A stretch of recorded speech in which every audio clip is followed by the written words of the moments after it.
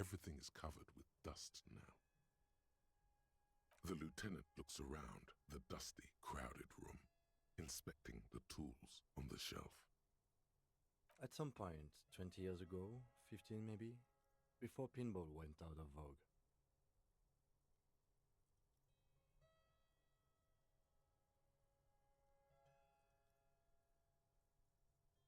Looks like it. I'm guessing Martinez North 22 used to be a pinball arcade before it became a hostel. There are machines left over. A creak. Some dust falls off a shelf. Downstairs in the hall, next to the main door. One of them even works. I've seen one of the Hardys bang away at it. Remember the dice maker? Then that means... Ah, yes, as the novelty dice makers said. This has absolutely nothing to do with the case, I'm sure. But I do like a nice little connection. But then it went bankrupt. Your skin crawls from making the connection. If that's true, then our cafeteria manager is not going to like it. We should tell him what we found up here. He does not appear to be the kind of man who likes his establishment to be part of a neighborhood ghost story about bankruptcy. Stupid superstition. But still, it would be interesting to see what the cafeteria manager thinks of this.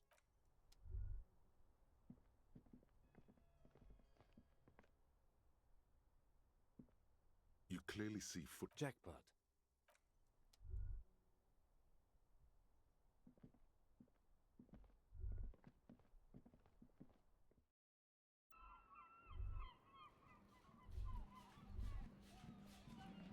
I was just thinking, what a nice...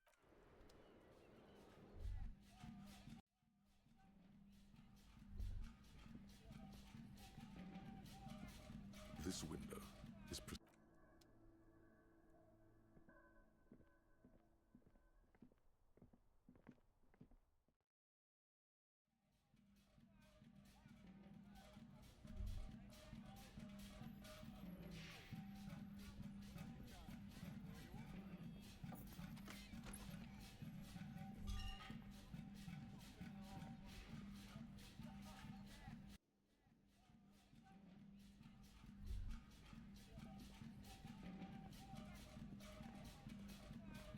Can I help you? Another thing. Great. I love those. Why? No, fuck it. I don't want to know. I don't want to know why these degenerates do what they do. I thought we had one good guest in the building. What's that supposed to mean? Fuck you, buddy. She's not my taste. Good thing she pays for her stuff on time. Now, was there anything else? I have like Oh, okay, well, I did hear you make noise back there, so good for you. He's really holding himself back here. Okay, what is back there?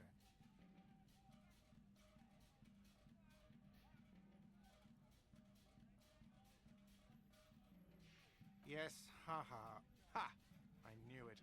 I've always wondered where those machines by the door came from. And they told me there was some kind of pinball thing here too. I knew it. Were there any back there? In working order, I mean.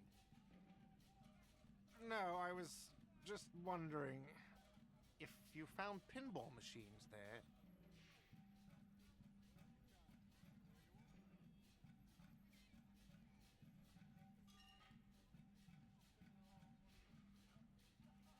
Those machines are whirling property. But if it makes you feel any better, I'm not planning to sell. It wouldn't hurt to get a little life in here. Other than the hellish karaoke machine. That one's always causing trouble. Yeah, those numbers he's adding up must be making good sense to him right now. Sounds like he cares about the place. He's not going to be overjoyed to hear that it's part of the doomed commercial area. He should still know. You have to be forewarned about these things. What wall? I'll have it fixed at once. Thank you for letting me know. I assure you, the whirling does not abide spying on its guest. The color has drained from his face. What a shame to fix such a good peephole. thank you. What? Why would you say that? We're at a completely different address from that whole thing. So he knows of the doomed commercial area. And Everyone knows of it. I've been working here for a long time, and that intercom has never been used by the Whirling.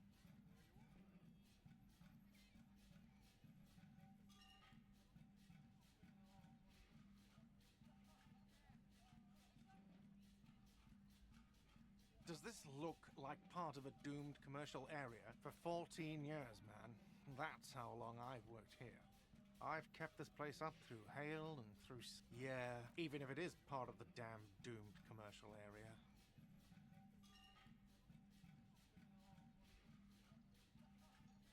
I don't place much stock in the Cursons. Some real estate management company. They never come around here, just collect money from it. Well, it sure as hell wasn't the real estate company. It was you? You look surprised. What? It's a great name, I know. Hail, Holy Queen, by the Ateniers. Hail... Good pick.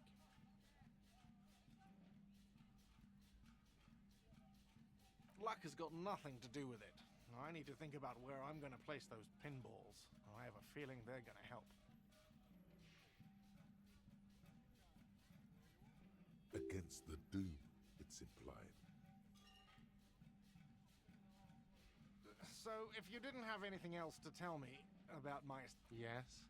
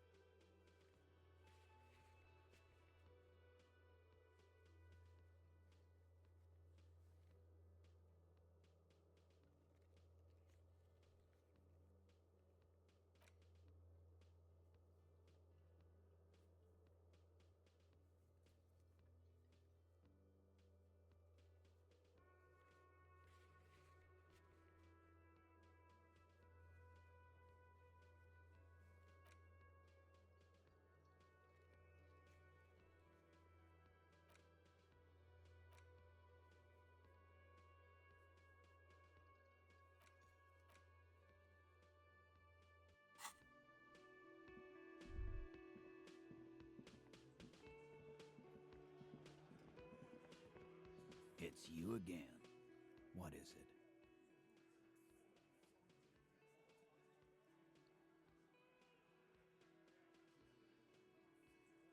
Fuck! I knew that fucking whore couldn't be trusted. For the record, Titus Hardy did not explicitly specify the victim as a whore, nor did he say anything about trusting her.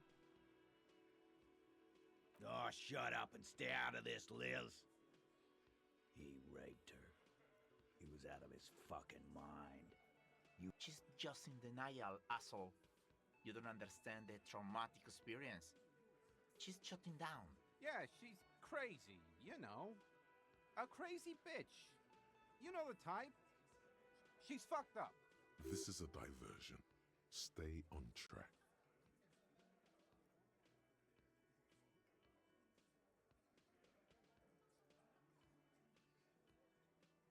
Lawman, I'm at the end of my goddamn rope with you. I fucking told you not to push her. His hands become fists. And you went and pushed her. I am gonna Hit you. Duck. Titus Hardy! Everard personally sent me to take care of this. If this goes south, we'll all be in the shit. But you, Titus Hardy, are going to be buried. Am I understood? When she's angry, she emphasizes the S. It gives her voice a strangely hypnotic quality. Her lips barely move as she speaks. Someone has to rush in to break the tension.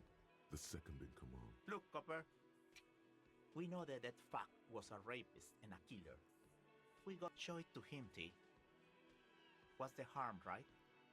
Here, jerkwad. Listen to this shit. And then come back and tell me the soldier of the apocalypse was an innocent man. This is their last play, this tape. Their story is in tatters, a mess. It might be nice to listen to, but at this point, you don't need to.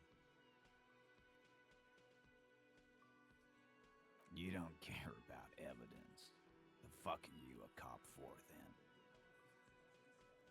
Pigs, T. They don't care about getting the truth. They care about getting convictions. They are... I won't be on your bulletin board. If you don't listen to the tape, we got nothing to...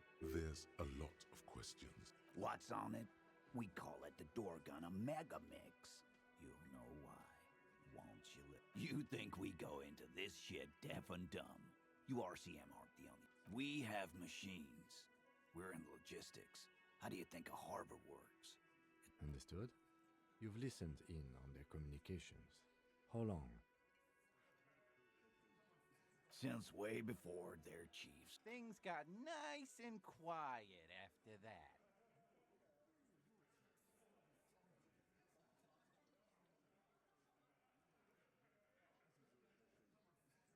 It's not advanced.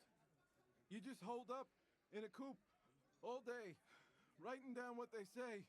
Don't put yourself down, Angus. It's important work. Yeah, man. You're like a radio genius or something.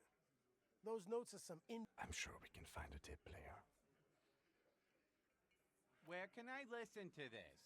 Why don't you try shoving it up your ass? Yeah, play it with your ass, cocksucker. I'm sure we can find a tape player. It's not a problem. Your room had one. Or maybe it's too broken. Don't forget your tape, lawman. You do that. Yeah? You do that.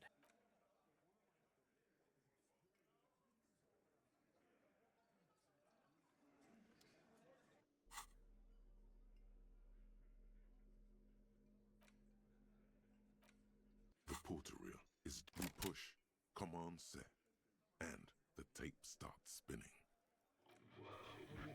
This isn't Revachol. This is a fucking village. I can almost see the elephants. The harbor. That's the son of a Kvalson crane. When this shit is done, I'm gonna tear that place up. Soldier of the Apocalypse style. Kill shit. Dogs and chickens too. Gonna run a room, Cordy. A real nice room. I don't give a shit. I'm fucking done. I'm done mentally. I'll fucking do them all in. Rape that disco cunt on the counter. You know, the dance a whore upstairs. Do it Kohoi style. Never did get that taste out of my mouth. The lieutenant presses the button marked Arete on your porter reel. The tape stops spinning. End of recording. It seemed authentic enough. Probably recorded off the shortwave, then edited to seem more incriminating. He sounded like he was on patrol around the harbor walls.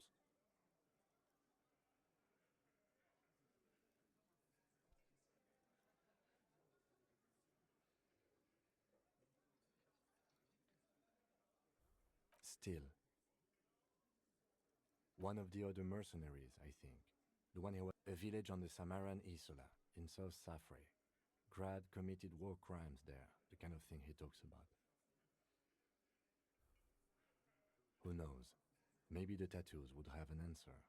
Or maybe Kohoi is just merc talk for atrocity, slaughter. A symbol of soldier of the apocalypse style conduct in a civil environment. I think we've got a few more questions for class here, don't you? This seems to contradict her testimony. As you take out the tape, the boombox tunes itself back to the cheery radio again, spewing out beats like it's a Friday night.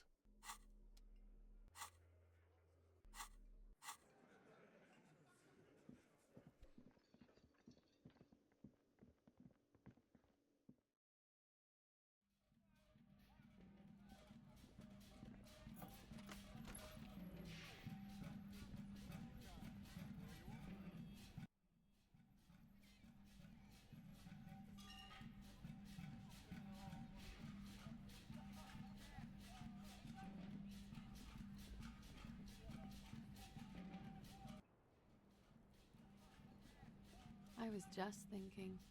She puts her coffee cup down with a soft ring as the porcelain meets the metal table. Did he? I never said he was a good man, or that he had good intentions. Only that he was never bad to me. She doesn't care. If anything, she sounds amused. Where did they get this recording? It's intercepted radio chatter of the deceased, recorded via de-encryption station. It's authentic enough. Does he say he's gonna do it Soldier of the Apocalypse style?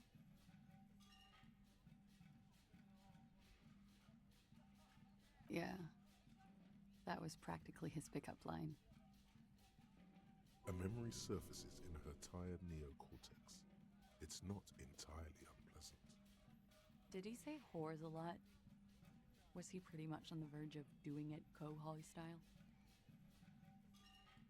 He wasn't actually there. He didn't do a tour, or at least didn't tell me he did. Would have been overkill anyway. He lived his own little Kohoi. It wasn't his everything. No, I'm pretty sure he did all those things, and then had to internalize them to keep on living, until they just sort of turn into his, running joke. I was gonna say running joke. And it sounds like you didn't even get the good bits. Lely's punchlines got way, way funkier than that. He was like the Seminese conflict, the Kohoi massacre, and the 36 famine in Jesu all rolled into one person, then cast in Orani ceramic armor, which he wore in bed and in the shower. Afraid of what? That tape the Hardy Boys recorded? Your mother probably never told you this, but girls are evil. Had I the physical robustness and social support, I'd be in Kohoi. I would be tearing it up Soldier of the Apocalypse style. She wouldn't. She doesn't have the full Hoi in her. Did he tell you he had actually done any of those things? In Martinez, I mean? No. We were too busy laying waste to our own nervous systems to direct any of the fury outward. He seemed happy, I guess. At ease. As much as a man like him could be. What kind of man was he? Before you go, ask for details. Thank you for clearing that up, me. She takes a very small sip of her coffee. Like, for example, his name? Actually, officer, I didn't know his name. I just called him Lely. A nickname? I guess. He came from Lelystad. It's short for that. And it was his army name, apparently. He said his real name wasn't his. I tried to pry it out of him, but it was no use. Lelystad. That's a good start. We have a few questions you can help us with. A few things a field autopsy alone can't answer. The young woman cranes her neck, trying to catch a glimpse of the page the lieutenant passed to you. On it is a list of autopsy observations, recorded neatly in blue ink. Everything left to be clarified is in the column on the left.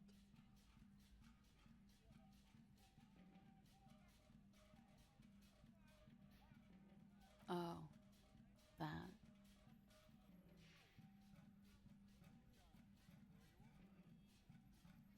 It was a map of his life and the places he visited as a soldier. It was mostly for showing off to chicks, though. How? Imagine him lying in bed, freakish musculature laid out on the sheets. Scarred, of course. Tattooed. The sheets are dirty for some reason. He's smoking and drinking, of course. And his chest and shoulders and arms are studded with stars. Tens, hundreds of them. Maybe even thousands. And the woman goes like, "What was this, baby?" And he says, "That was too hardcore. Don't ask me about that." So she goes, "Okay, what's this, baby?" And he's like, "Saw some bat shit there. Killed some loincloths." And so it goes. Star after star. Port after port. Third world country after third world country. And he's done horrible things in every single one of them.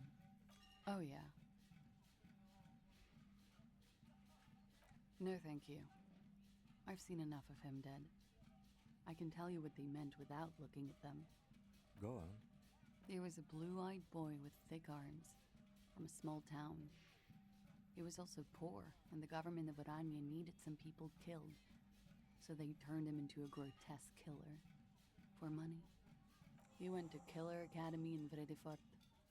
Then he killed some people on the Seminine Islands. And on other islands, too. All of the islands. After this, he came to Revachol and got killed himself. Change of topic, perhaps? It very well could be, yes.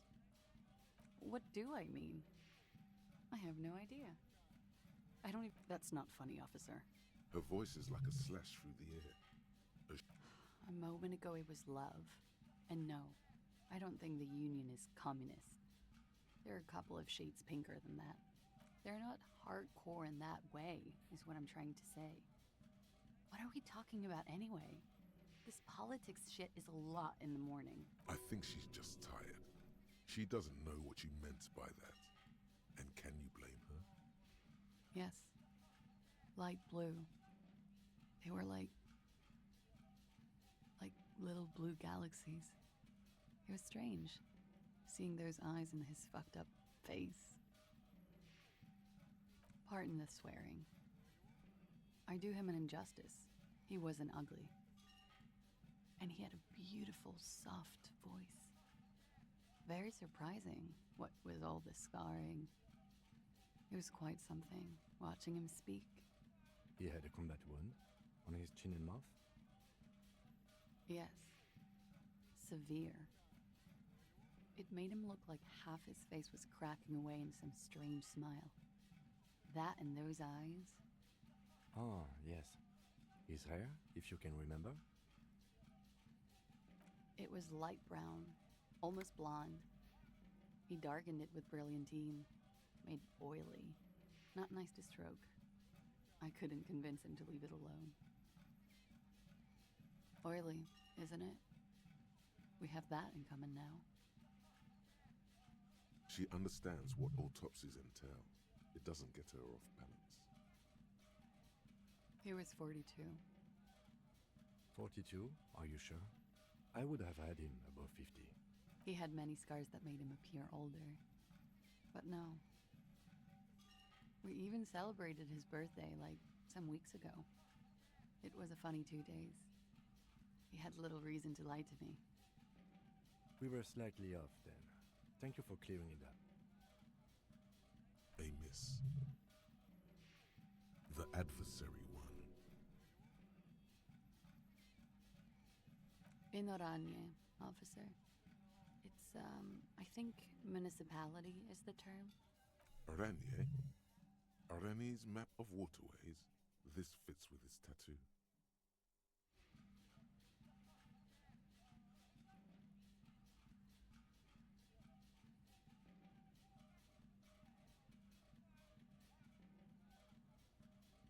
You were almost right, officer.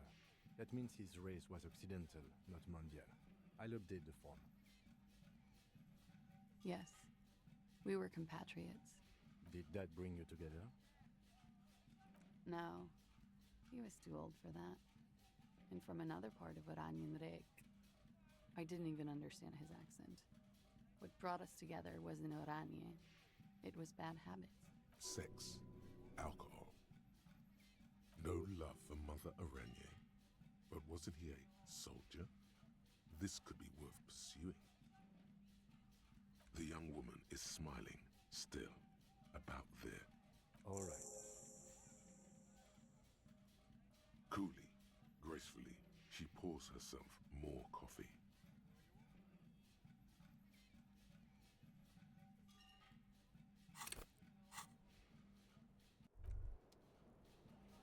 Wait, stop. That man, bloated beyond all recognition, was 42.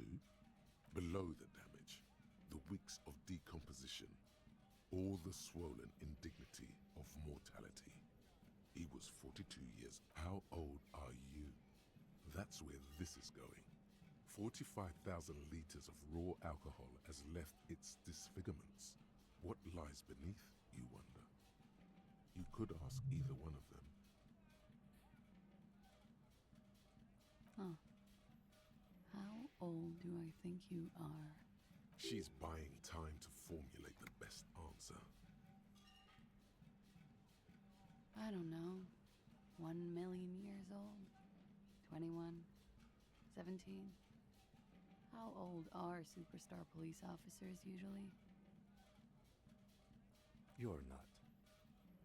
Sure he is. You know, age is just a number. Yes, but for him that number is higher than 45. Wait. This requires scientific measurements. To the laboratorium.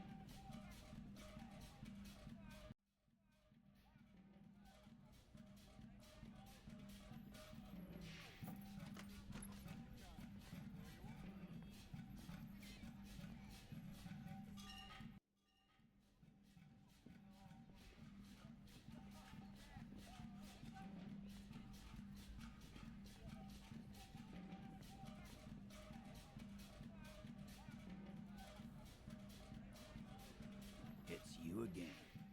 What is it?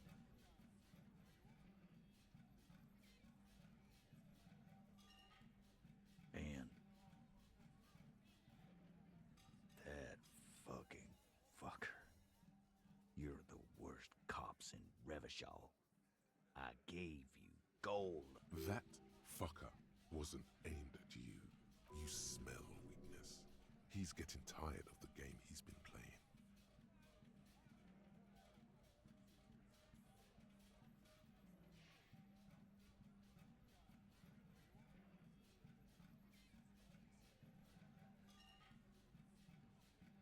Fucking fuckity fucker. And what did she say then? That it's fine. People are supposed to be like that.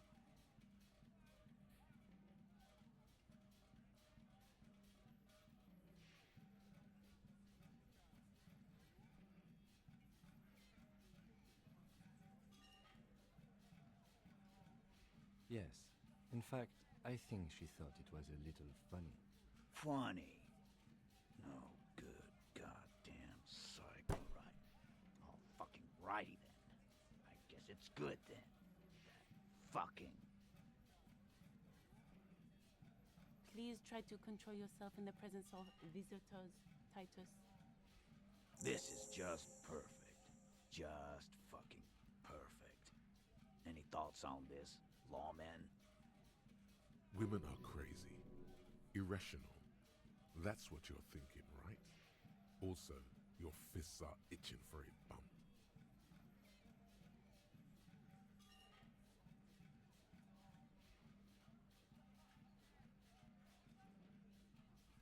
Nah, I know her. She's just a girl. In over her head.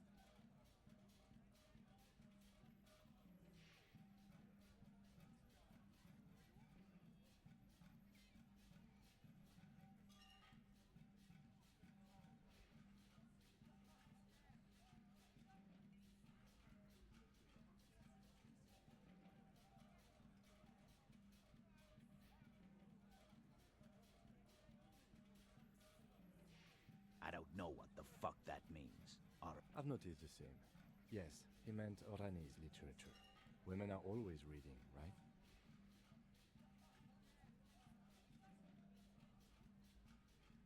I already told you.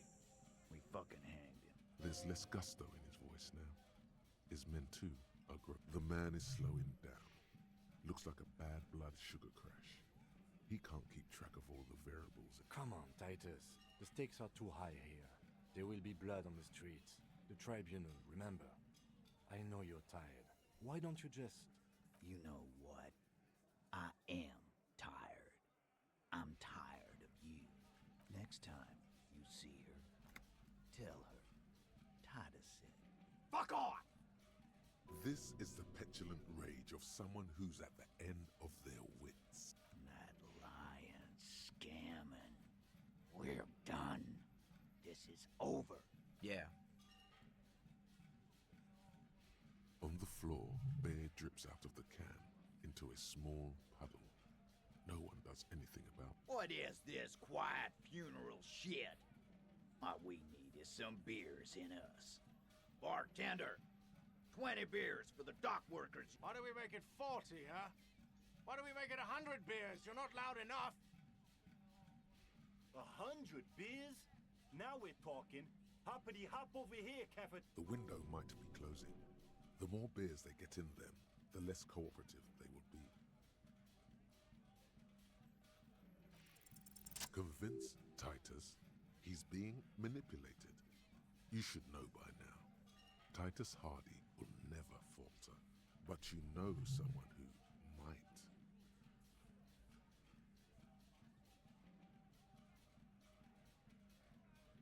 Fat Angus, the powerful guy. Mr. All Muscle. The time has come. Put in. Just remember, it's about more than Glasia. It's about these men and Martinez. Their district. Outside, in the midday sun. Huh? He'll get it. Go on. Got it. Kill you because they don't like you. All because...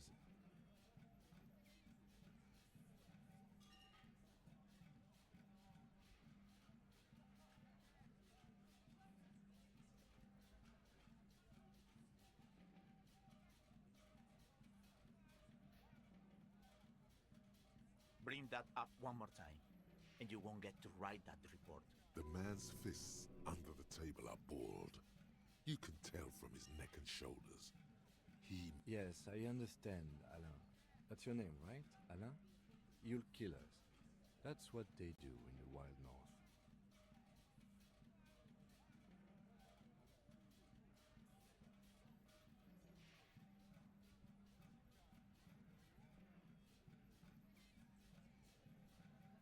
It wasn't that.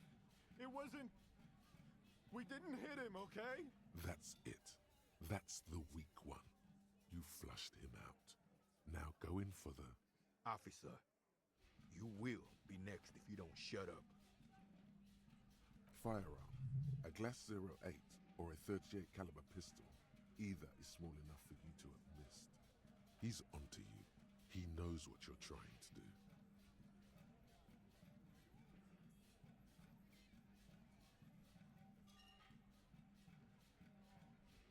We didn't kill him. We didn't even hang him. He was dead when... Shut up, Angus! Fatty!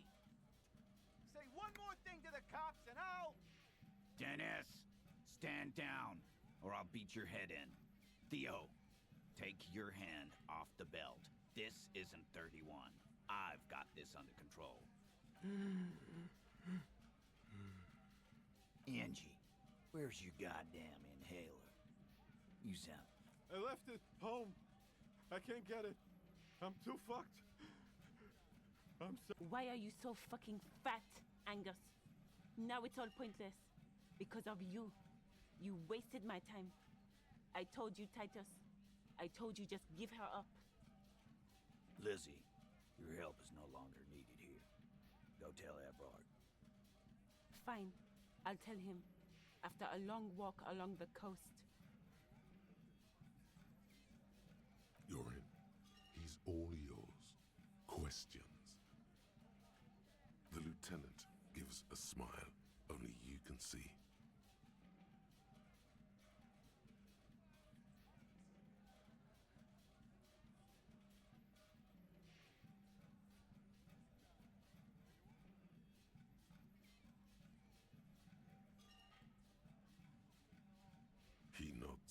You hang the corpse to cover up the real cause of death.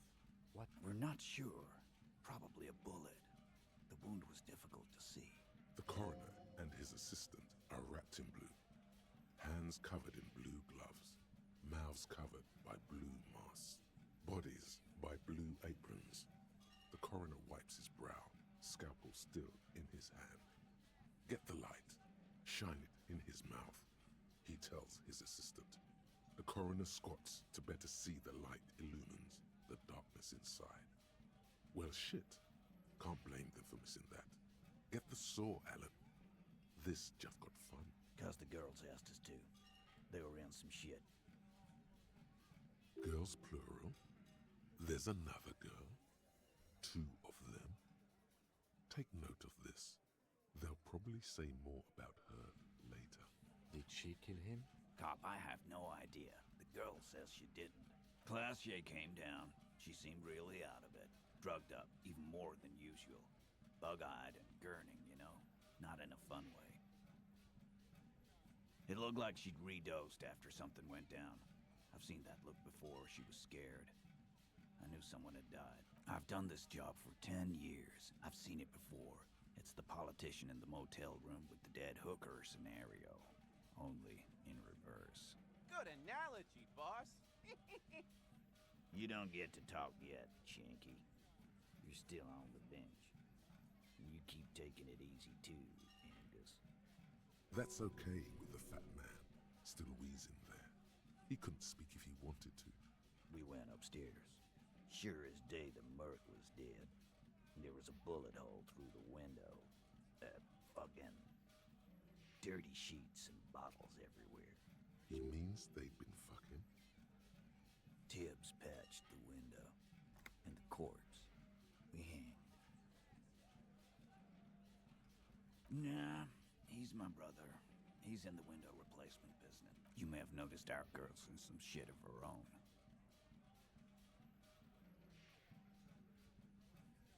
Oh, you meant that kind of training, like a spy. Maybe. The kind of people who are after her. I guess she'd have to be. They're powerful, connected to the moral intern. She's clearly afraid for her life. Says if she showed up in your systems, she'd be ghosted away.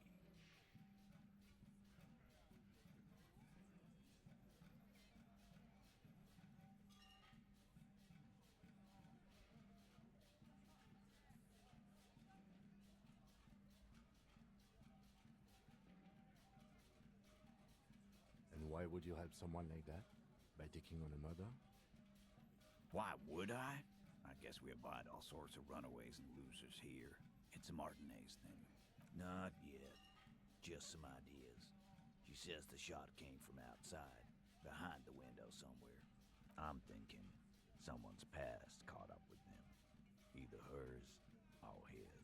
Hers, you mean? I mean the people after Klausya. Maybe the shot missed. Maybe it was meant for her. I like that. Been thinking the same thing myself. My dude. One of those mercenary buddies of his could have done it. They got guns. Training. Years of bad blood, probably. Tell you what I'd do. Check out the coast for vantage points. Maybe consult with a ballistics buddy of mine. That's what I'd do. If I wasn't too busy doing this clown dance, in a manner of speaking. Remember the 2 girls? He may be talking about the other one. That's right. It was her idea to hang him. I liked it for political reasons. It sent a good message. Fella, you think too much. He's off all right. You're gonna hurt your head.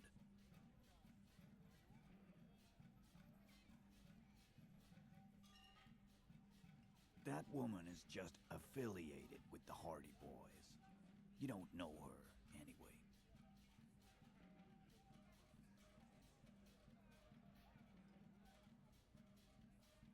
We're Hardy Boys, and that's it.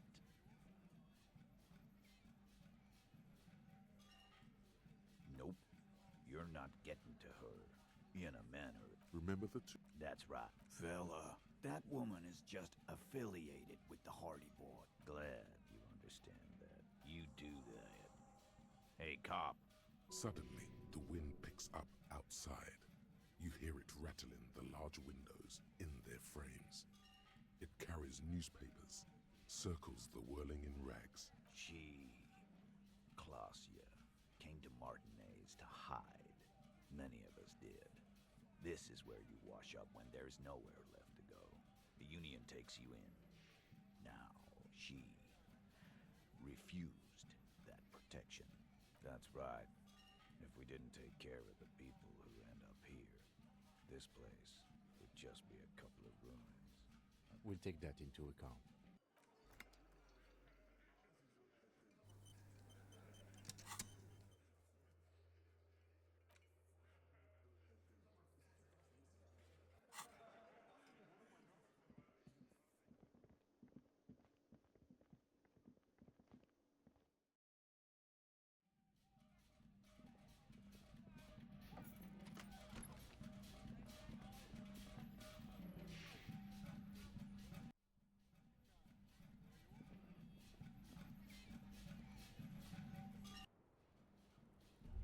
It's always good to see you. Something in her demeanor has changed. She's tired, consigned to her fate, to being here with you and what's to come.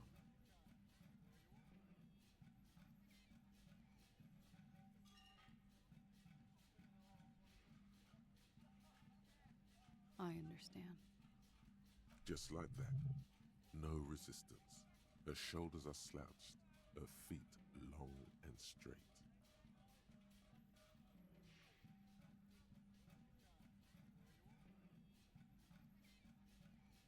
I'm sorry for wasting your time. I should have known you'd... This is good. Clear the air first, between you two. Then move. Is it? Something is off here. Shush. I can't hear what she's saying. Let the mist speak. She's tall and thin and tired.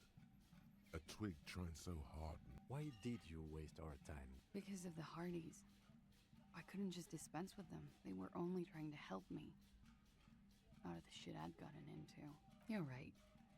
There's more. You answer to the coalition government, and by extension, the moral intern. Briefly glancing over her shoulder to the sea, as she's done time and time again. A grand expanse of water reaches over the bay and to the horizon, golden grey in the moonlight.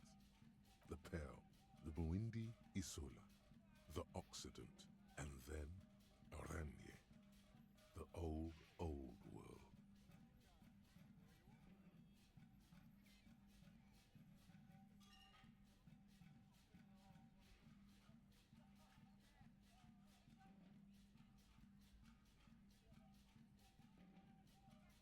You share a database with them. You send people to their courts. Just business, but bad business for some people in the moral intern. If I show up in your records, officer, they will find me. What happens if they do? They will kill me, sir. If you file my name, take me in, well, then I'm fucked. For nothing. This murder didn't have anything to do with me.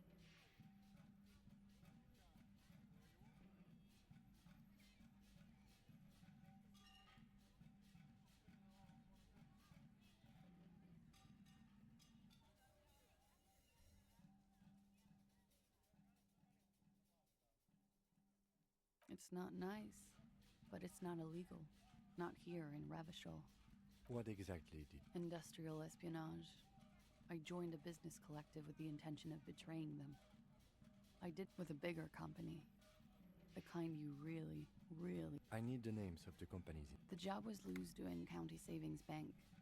They sound small, but they're part of the Luskop conglomerate. As to who hired me for the job, I don't know. But they're after me too. Along with Luskop and their friends in the MI. Once you're done in the competitive intelligence circuit, you don't have allies. You're radioactive.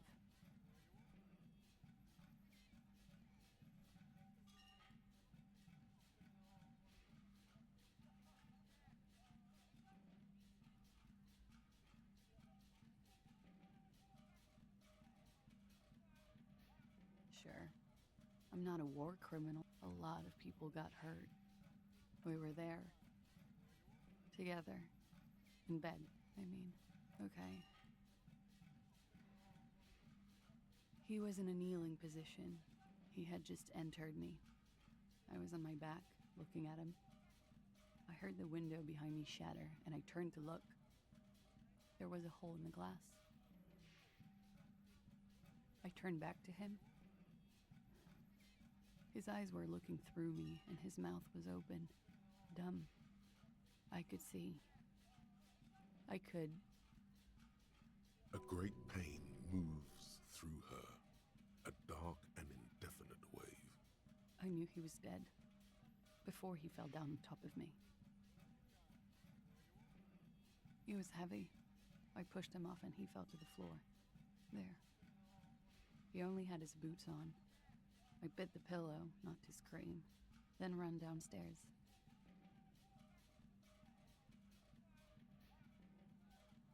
I waited for the second shot to come. For me. I thought there would be one. It never came. She's forgotten about her cigarette. The butt has burned right down to her fingernails.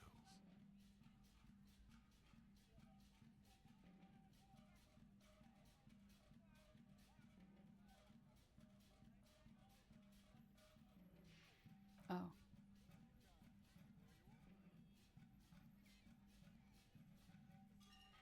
So am I. What time was this?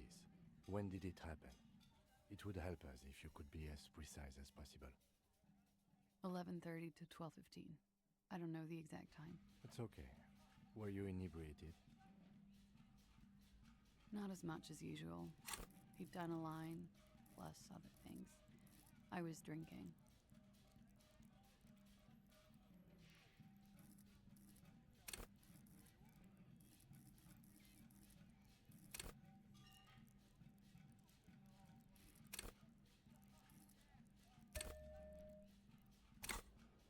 Wait. Titus said she was gurning her jaw off, much more than usual. Oh, yeah. I did one of his lines, just to clear my head. Good thinking. Clear your head. You should clear your head. Did you hear or see the shooter in the course of this? No. Nothing. I was trapped. I was stuck in my room downstairs. I got some clothes on and crawled back up, drew the blinds. Blood was coming from his mouth. Not a lot. He was still on the floor, slouched. I couldn't be there with him anymore, so I ran down and out of my room. When he was shot? I may have. I don't know. The gunshot wasn't that loud. This is something to keep in mind when assessing the distance of the shot. That's the first thing that went through my head when I heard the glass break.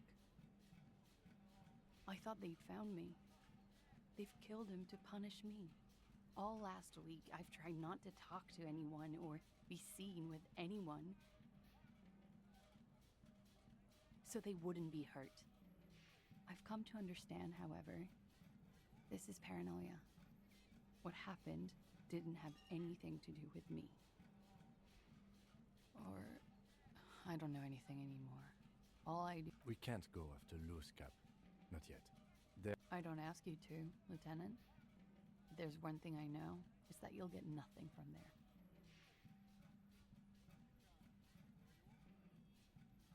Because I'm an idiot. Which is an indicator of truth, idiot. She's nothing of the sort.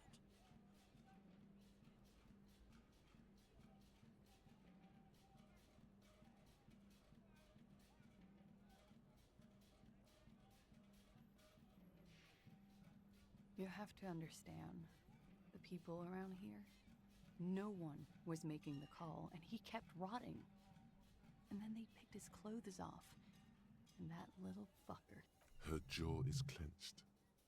Her throat moves. He kept throwing stones at him for 3 days. Sylvie was 10. Ruby was there too. They were having such a good time. Ruby? Ruby. You know. The leader? The Hardy Boys.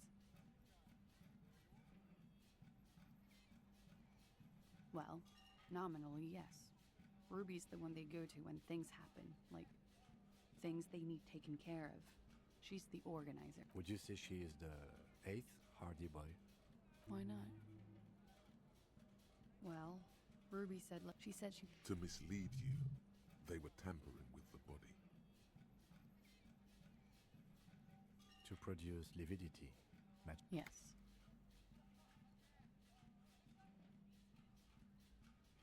We completely missed the tampering. Looks like you got there in time.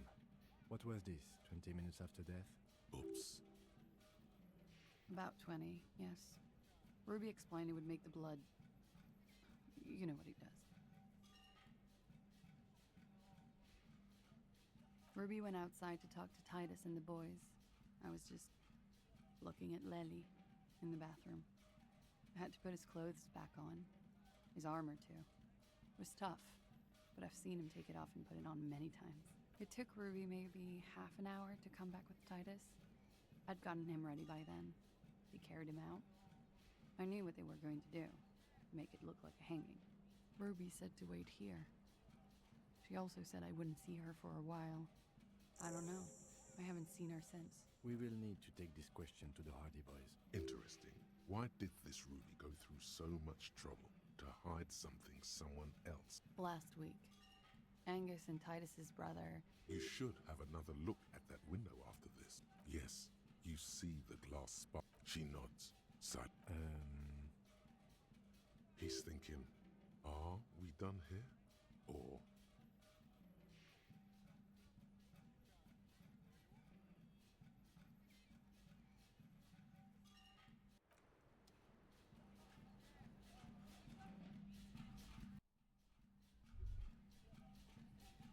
This window is pristine on the inside. Golden light melts away into the blue, glassy darkness of your mind. In it are two neon-lit shapes, a man and a woman on the single bed. Like the witness said, the man is kneeling, the woman is on her back. It's the night of March 4th and a shot has just been fired. The man looks directly at the woman. The shot's possible directions converge in his mouth, a ray cast from somewhere outside, entering his brain, ending him. From the roof outside, location A prime, the glass fractures around the bullet hole, shards face inwards like a corona behind the woman's back. The man does not know the bullet has entered his brain. He never will. Death comes faster than the realization. The ray cast from the man's mouth unravels into a fan of possible directions, all on the roof at first. The shot could have come from any of them. This is composite location A prime, most likely of the origin points. There could have been. Then the rain and slush and wind washed it away.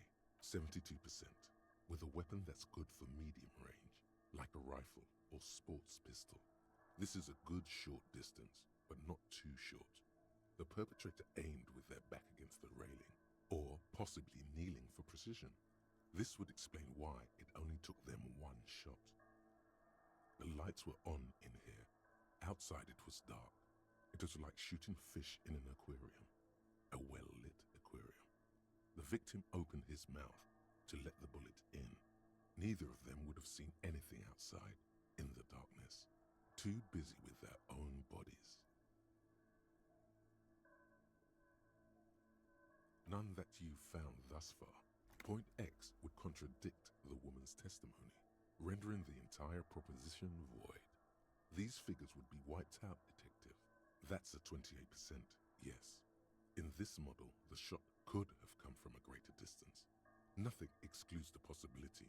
Should we extrapolate to include every possible point of origin in Martinez? According to your map of the district, this shot could have come from a wide angle of locations, starting with the northern edge of the abandoned boardwalk, ending with an islet in the bay. Let's call them B prime. B prime for boardwalk, B double prime for Land's End, and B the islet, Detective.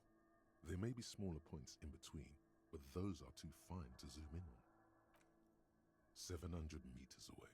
The likeliest of these B positions, 20% chance. A skilled sniper could have made the shot, provided he had a safe sniper's nest. Even with the light on inside, we're talking military training. At that distance, the perpetrator would have had to take wind direction into account. 1.2 kilometers away, the least likely of these positions, let's say 3%. A truly skilled sniper could have done it, possibly from a tent. No, too far-fetched. 1 kilometer away, a point beyond the docks, on an islet in the bay. The fort is ruined, but the perpetrator may have found a stable spot on the beaches surrounding it, where the concrete crumbles into the sea, as you saw in the coin-operated viewer. The shot would have been a small miracle, 5% likelihood. From where, precisely?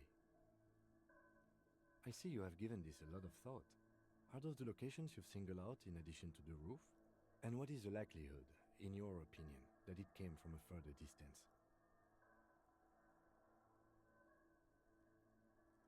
Okay, well, we should see if there is gunshot residue or sniper nests if we go down the coast. Rule these spots out one by one. It would be the diligent thing to do. Until then, personally, I'm going with the roof version. It fits the hidden path through the whirling.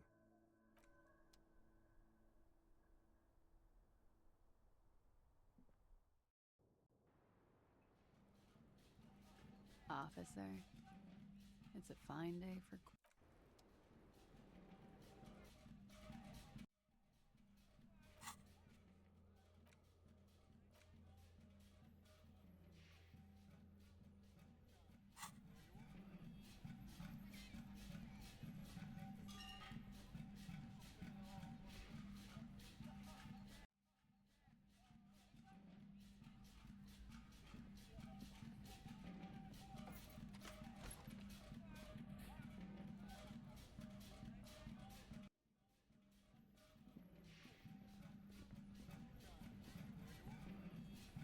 It's you again.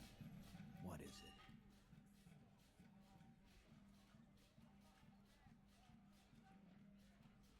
Why? You're cuckoo, cop. I'm the only man responsible for this. Yeah, fuck off!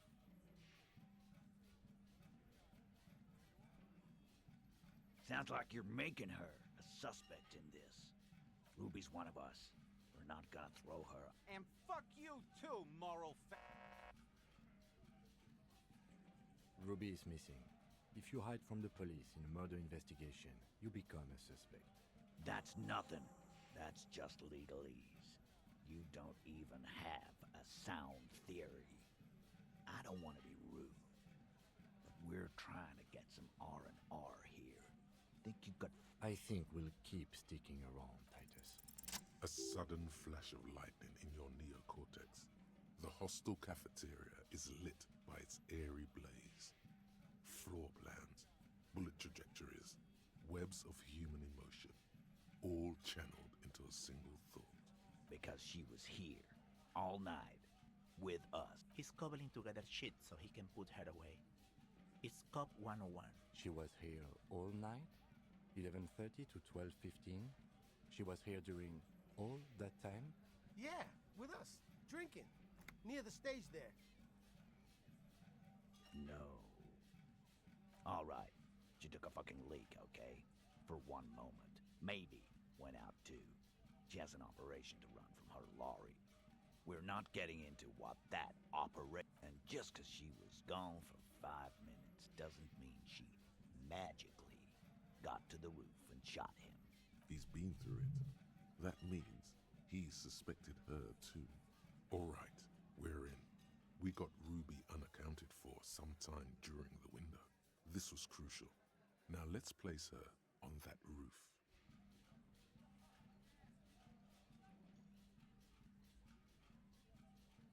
Why not? You can't draw a straight line into Clausia's window from any of the surrounding buildings. Not from what I know about. Maybe from the coast. But like I said, I've been too busy dealing with 72%. There's a percentage and all. Where'd you get it from? Your guys and... No, you can't. I know what you did here on the weekend. People talk. And what they say doesn't sound like a science column. Those numbers were an asspull, man. Yeah, and they don't put hair on the roof either. It's just mambo jumbo. Oh.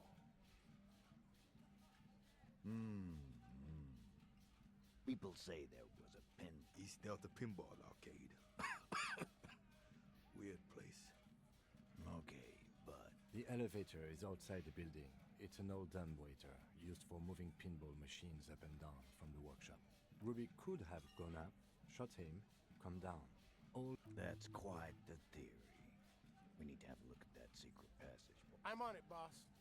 Right when the law clears, me and Angus... It's a dumbwaiter, not an industrial lift. How about I... Just now. You got something else to back this route up? Or is that it?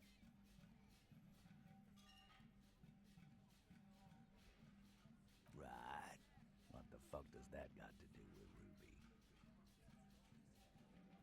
He makes a gruff gesture for you to... Footprints. Recent.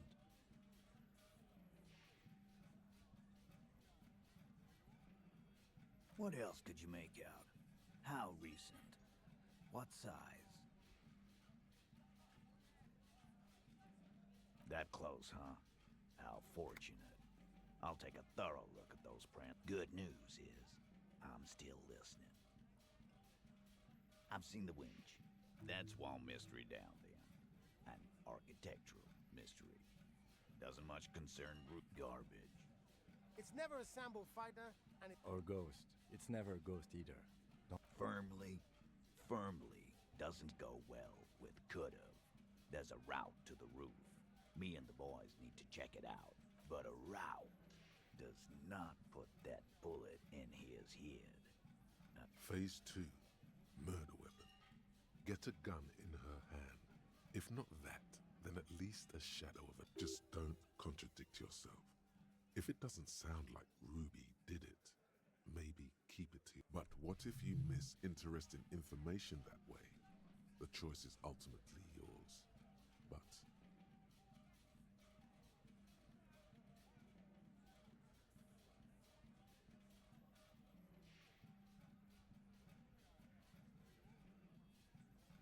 God damn. That's just about your favorite topic, isn't it? Every fucking five's trouble. This is Revachol. Even the roidheads in the gym had a carbine. No one has trouble getting a gun. He must be referencing some past case of theirs. He's angry because he knows you're right. What he's saying only confirms your theory. You lost your gun? What in... Tell me, did you lose it before the murder? No, you didn't. And Ruby didn't use your lost gun to kill him. Stop thinking about your lost gun, damn it. This was merely a thought exercise. He did not lose his gun. Let's move on. Then why the fuck was he asking you for your gun, huh? When he... That's a solid logic structure. Do something. This is bad. That looks antique. A Bell McGray. It's 20, maybe 30 rifles, Titus. Also broken, but still, there were too many. And there must be other... God damn it. We need to close that dump down. Okay. I see your point. There are guns lying around. Damn it. I thought we'd found all the old spots. Wow, we just missed one. Ruby doesn't know this place, boss. Just these cops digging. Yes, goddammit, I know what a 72% chance means. It means there's a 20. Just making sure we are on the... I don't know, cop. Why don't you find your lost gun first?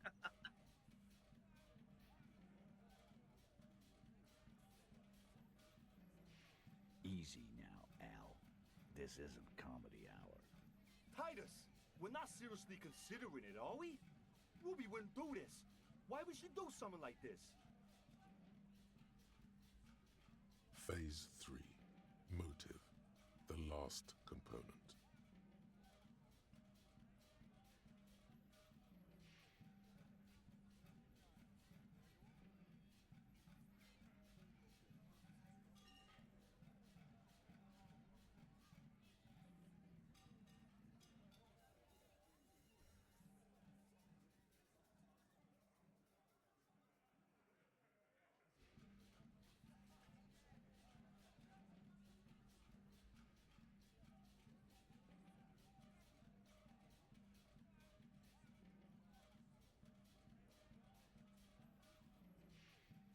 There's no fucking leadership challenge here. Okay. We ruled out infighting. That's how this works. You had expressed, on occasion, your dislike of the mercenary spread. Whack someone in my district? That doesn't carry much favor. It's the kind of chin rub. And I suppose you... Think about it. Why go through all that? She had, like, a fully formed plan and shit. Really, Shanks? Closio wanted to talk to another girl, that's all. She was just the first one up there. Time for a logics demonstration.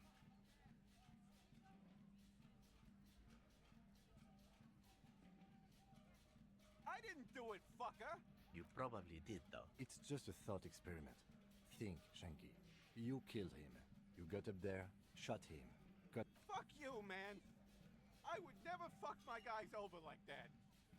She didn't either. She would never do that. Why aren't more of you defending her? This is... Glenn, I thought the same thing when she skipped town and left us in this shit. Oh, so he didn't rule her out completely. And she skipped town. This is good. Silence. He looks around the room. The old man in the corner nods.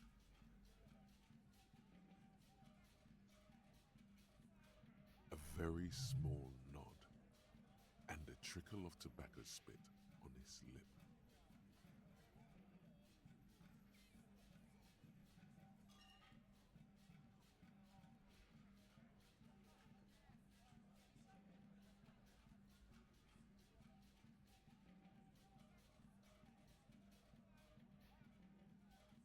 Yeah, I see it.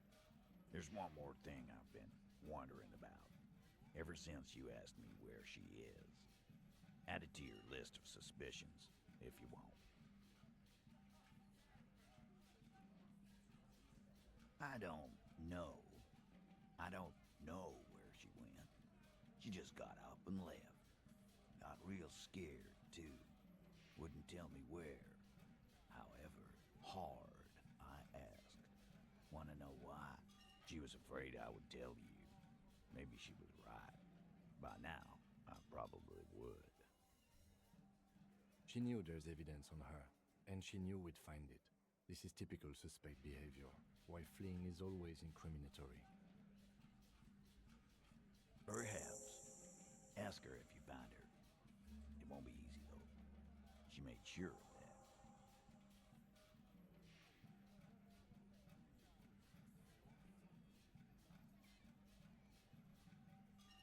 Friday afternoon, when you first arrived, I got word the RCM was in town. Then she came in to see me. Told me she was leaving. That's when we had our little conversation.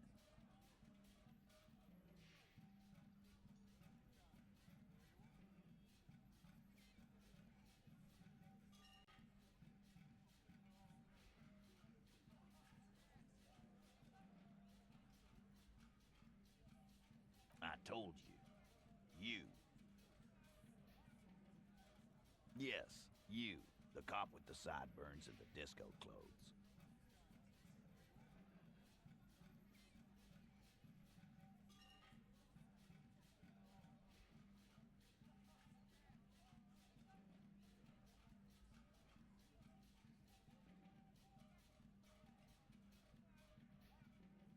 Yeah, that's real funny. She wasn't laughing, though. You know, when I first saw you limping here, I thought she was paranoid or sniffing her own supply. But now I'm not so sure. She said you have a funny taste in clothes and that you won't stop.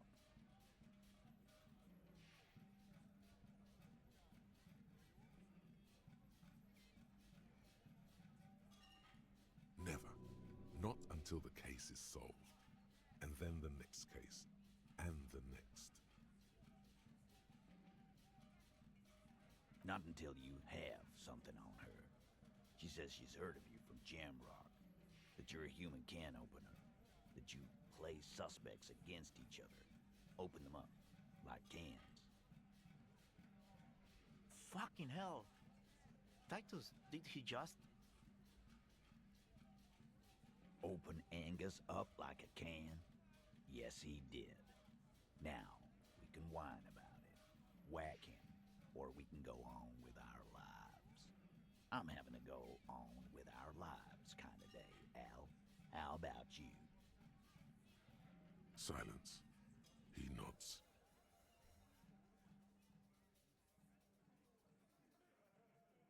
You are insistent. Yeah, there was something else. She wouldn't tell me, though. I could see she wanted to. It was burning on her lip. Scared? You should be too.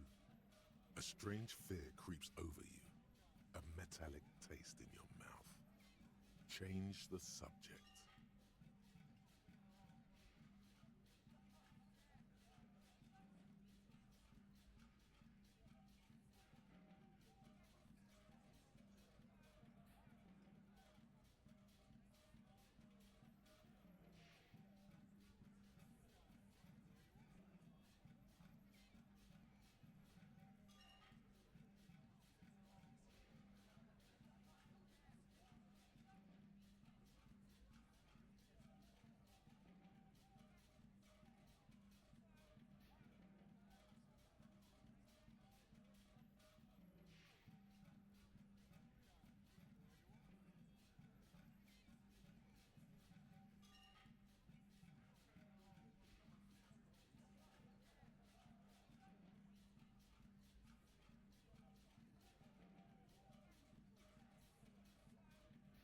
Everard's file on you seemed thin on info. She must know from somewhere else. From Jamrock. Something more.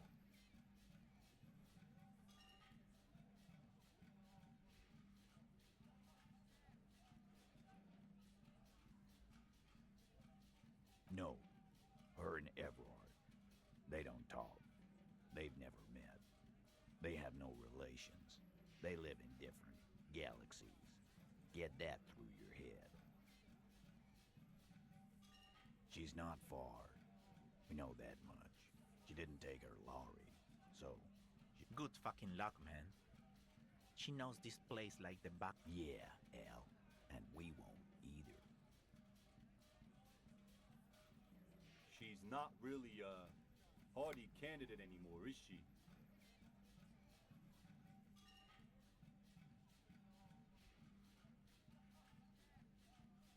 She's not, Glenn.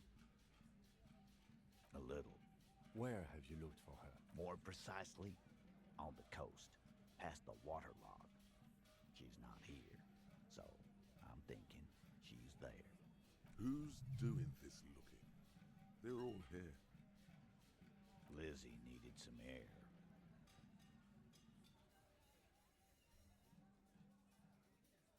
No one goes to tell Everard anything.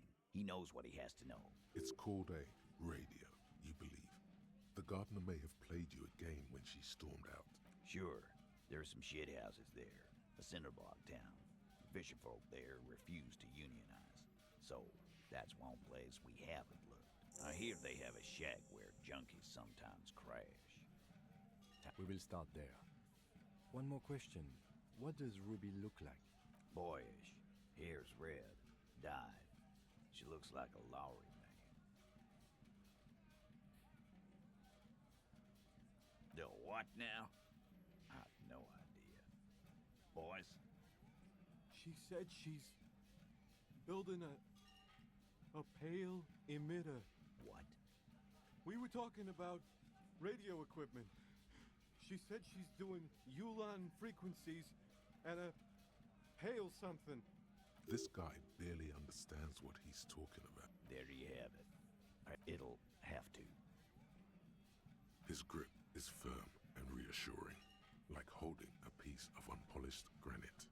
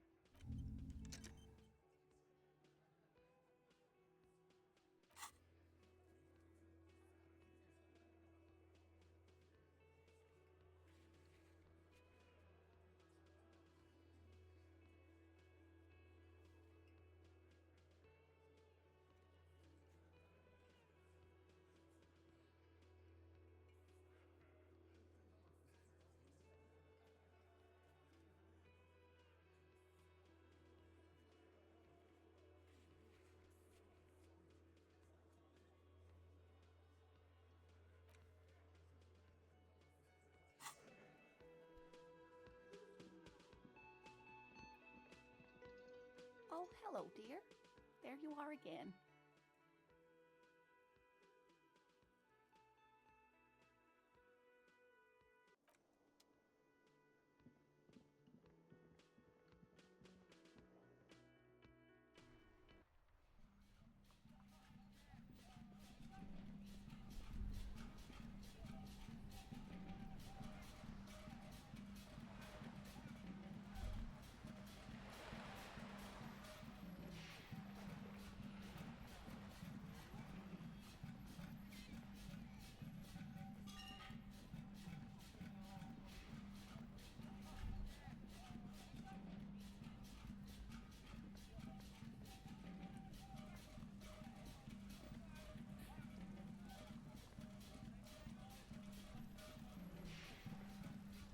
Officer, This man seems to be experiencing a mind. I prefer the old name. Insulindian Lily. Girls brought them to young cadets when they entered service. Wearing them on your cap was supposed to bring good luck. You know what? No. They brought me misery, false hope, and disappointment. The revolutionaries sullied them.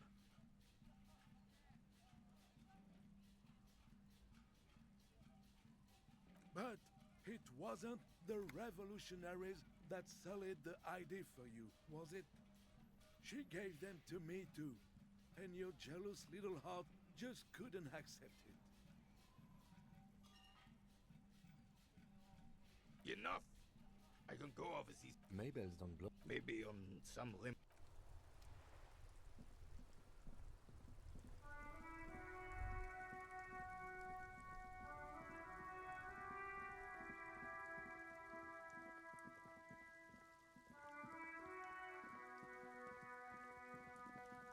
A rusting control.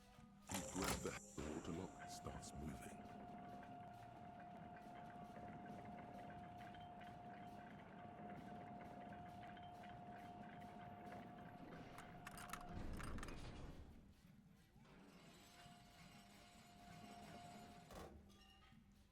All right, we can go to the coast now. Expect rugged terrain. And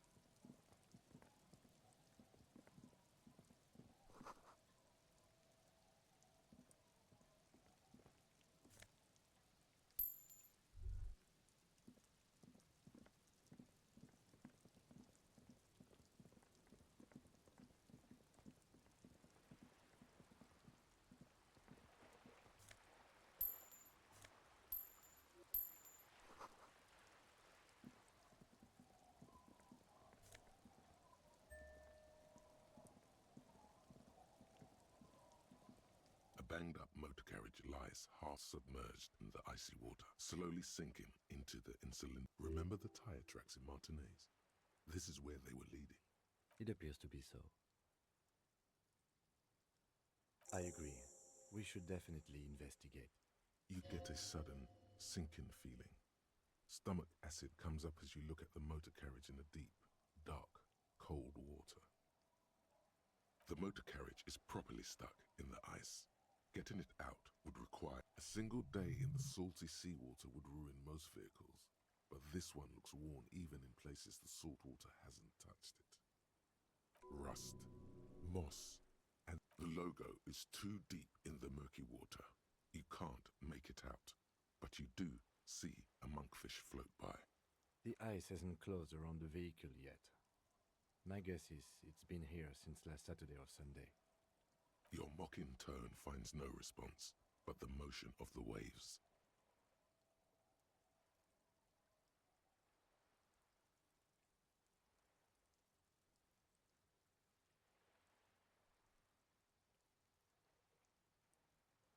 Yes. Let's wait for the low tide and see what's inside. Great idea. Then we can get the things inside. The joyrider must have left something good inside. Guns, papers, maybe a cool jacket. A joyrider jacket. Papers. Papers would be cool. Maybe there's registration inside. Like a person registration. You know, like your badges. I don't know. An hour or two, tops?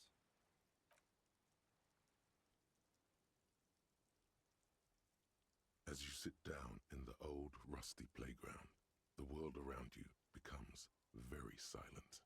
The hinges creak under your weight, dangerously so.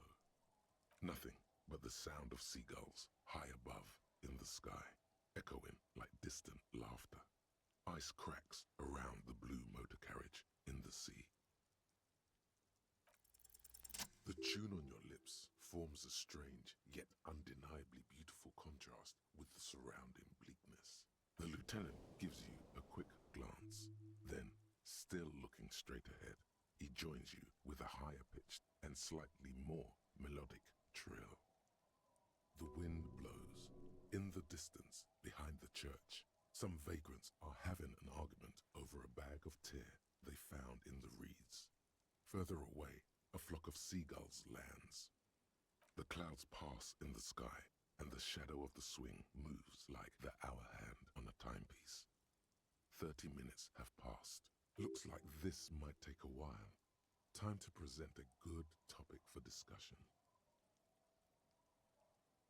I'm pretty sure I told you already, didn't I? My dad and mom are both half Seolite. Clouds on the horizon grow darker, and the shadow of the swing set keeps climbing. You hear the distant rumble of the city. 30 minutes pass.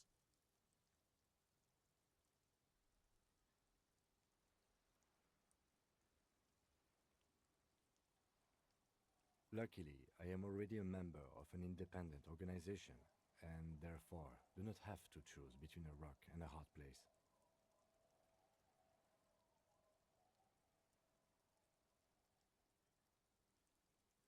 Your voice echoes on the water, strange and out of place in the environment. 30 more minutes pass. Yes, 41. What do you think it stands for? It's as if he knows what it stands for, but wants you to say it. Does he know something about the driver of this vehicle?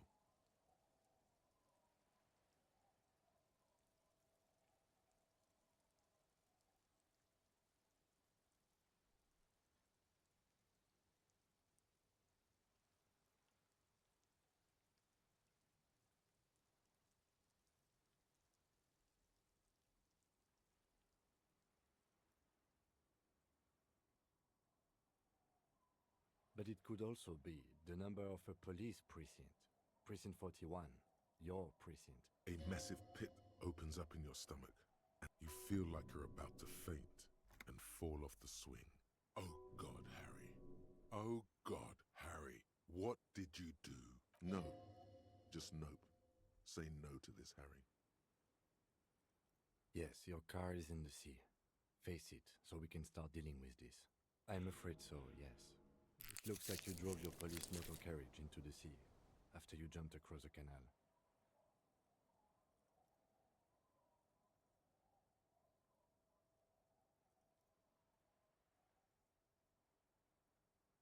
Of whom? I don't think so. If anything, you were probably drunk. Probably. Tried, definitely. That is very unlikely. All the electrics are toast. That goes for the electromagnetic steering and brake systems as well. You'd be lucky to find one undamaged component in there. In a few months, there will be nothing but rust left of this vehicle. It'll be cheaper to buy a new one. Well, not cheaper. This motor carriage costs 40,000 real. But in the long run, it still makes more sense to buy a new machine than try to refurbish this. Let's face it, this is a substantial loss to your district's budget. I mean, my station only has 4 other vehicles in addition to my kinema. This was 20% of the station's vehicular budget. Detective, we don't. A rescue operation really isn't viable at this. It's sunken too deep. There is no access ramp to the coast. People are more valuable than machines. Training a police officer is even more costly. People, yes, but not you. The lieutenant adjusts his glasses and doesn't say anything.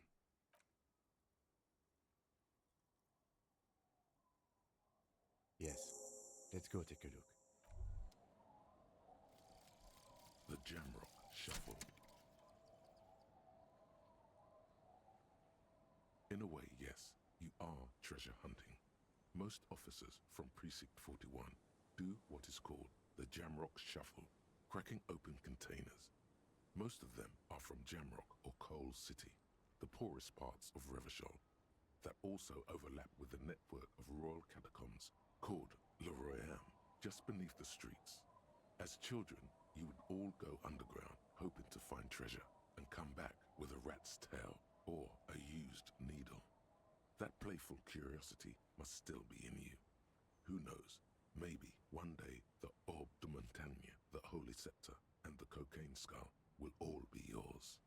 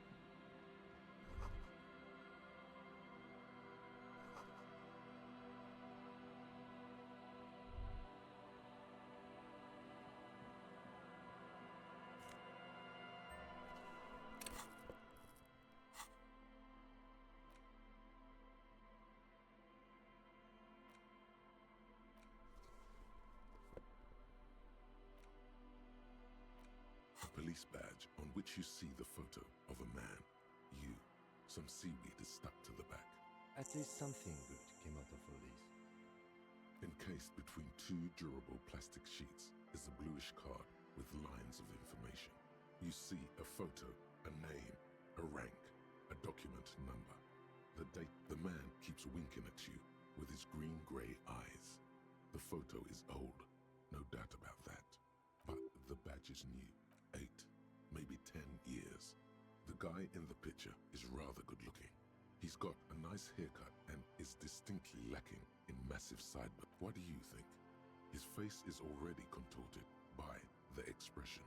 Although it looks less grotesque on him than it does on you, it looks better on him because he isn't in as much pain while producing it as you are now. Although there's already a hint of that pain, certainly.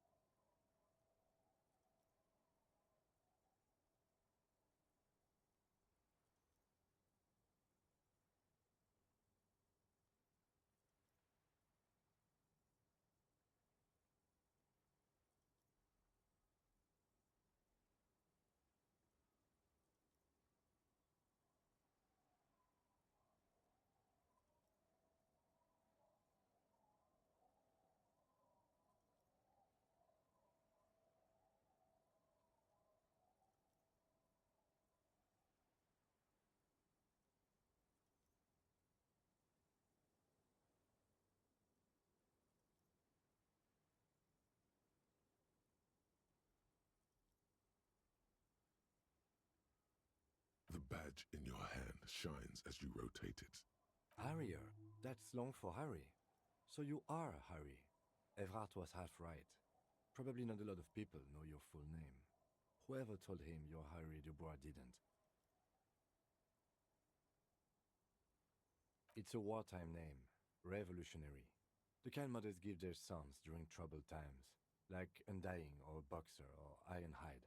It's meant to keep you from bullets, hunger, shrapnel, kidnappings, and worse. Why? It's a cool name. I like it. The badge in your hands. Lieutenant W. Freighter. The lieutenant is a rank above sergeant and below captain. It's the highest rank in the RCM that still does field work. I am a lieutenant. The title of Freighter is added to your rank when you decline a promotion to a higher rank. In your case, captain. You have declined twice, thus you're W. Freighter. There are many reasons one would do this. The rank above you in your precinct's decomptage might be taken, or sometimes promoted officers do not want to replace their superiors out of respect.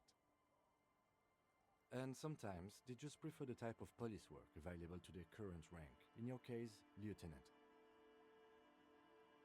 Decomptage is the lowest rank kings like satellite officers and the additionally freighter rank I already explained.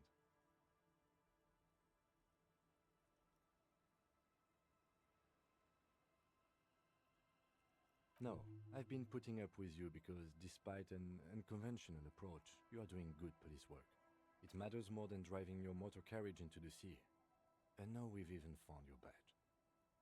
He trusts you, for now. Yes, apparently you've had a rather successful career in the past, and this leads me to believe maybe your current situation is only temporary. Good. Such a small yet precious thing. Expensive paper caught between thick plastic. That's just the serial number. Revachol, Jamrock, Precinct 41, with some numbers thrown in there for... The numbers are not there for good measure.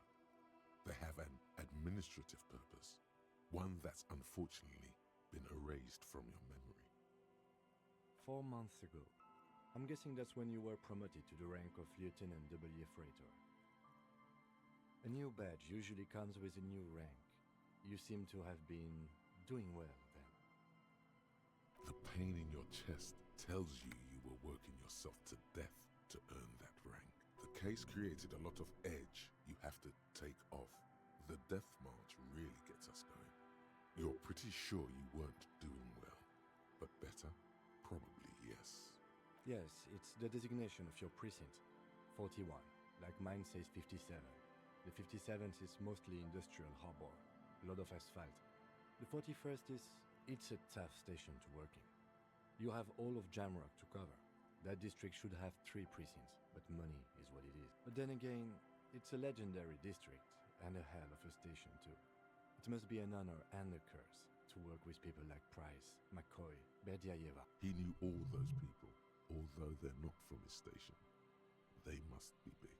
The badge in your hand shines as you rotate it, catching light. You see lines of it.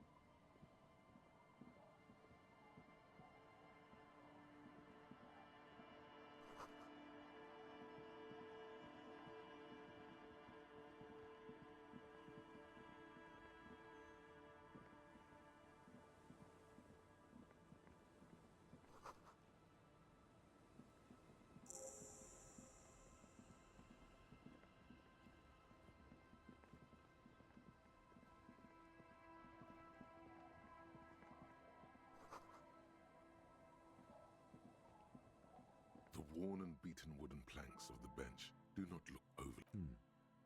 We can sit on. You can revisit.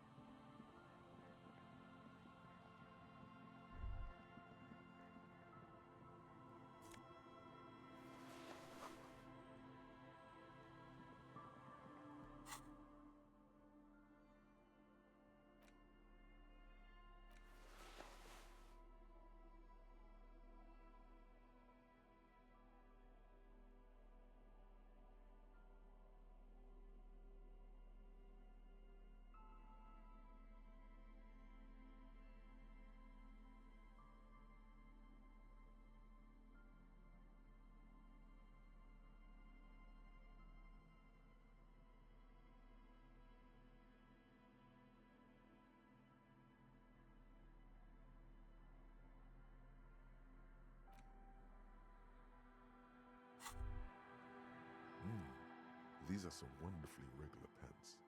Not too tight, not too loose, moderate in every sense. You'll blend right in at some pleasant dinner party. I know you do. These Inter-Estellari pants are like wearing a perfect compromise in your nether regions. No one will call the moral intern on you like this, that's for sure. You're a little more moralist now, buddy. Makes sense. This is what wearing boring office trousers does to you.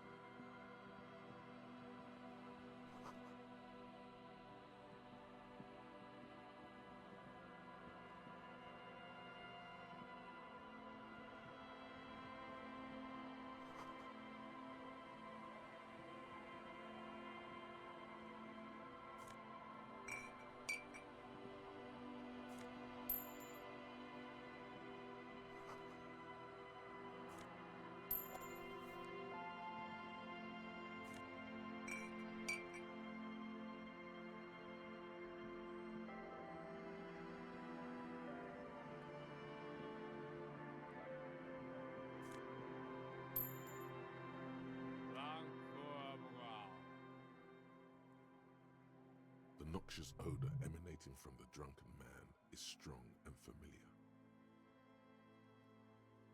Don't you call her? Yeah! Don't call Abigail! Right. You might have found one person who doesn't know you are the law. Give. Abigail. Oh, Abigail. Abigail.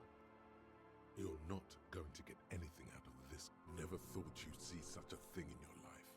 But this guy's a little too drunk. Don't you fucking call her! Hear me! He snorts and beckons you. Don't call Abigail. Don't call Abigail. Abigail? There's no use in yelling at the drunk man. He does not sound well at all. Don't call Abigail. Don't. There was little chance he'd be a reliable. Hey, Tequila! Good to see you. How's business? How's the whole reality situation treating you? So what's happening? Yeah, Tequila Sunset. How are the, high-concept, reality-based adventures? He says it like it's obviously your name. Like you call someone Billy Brunel or leader of the 4th Street Gang.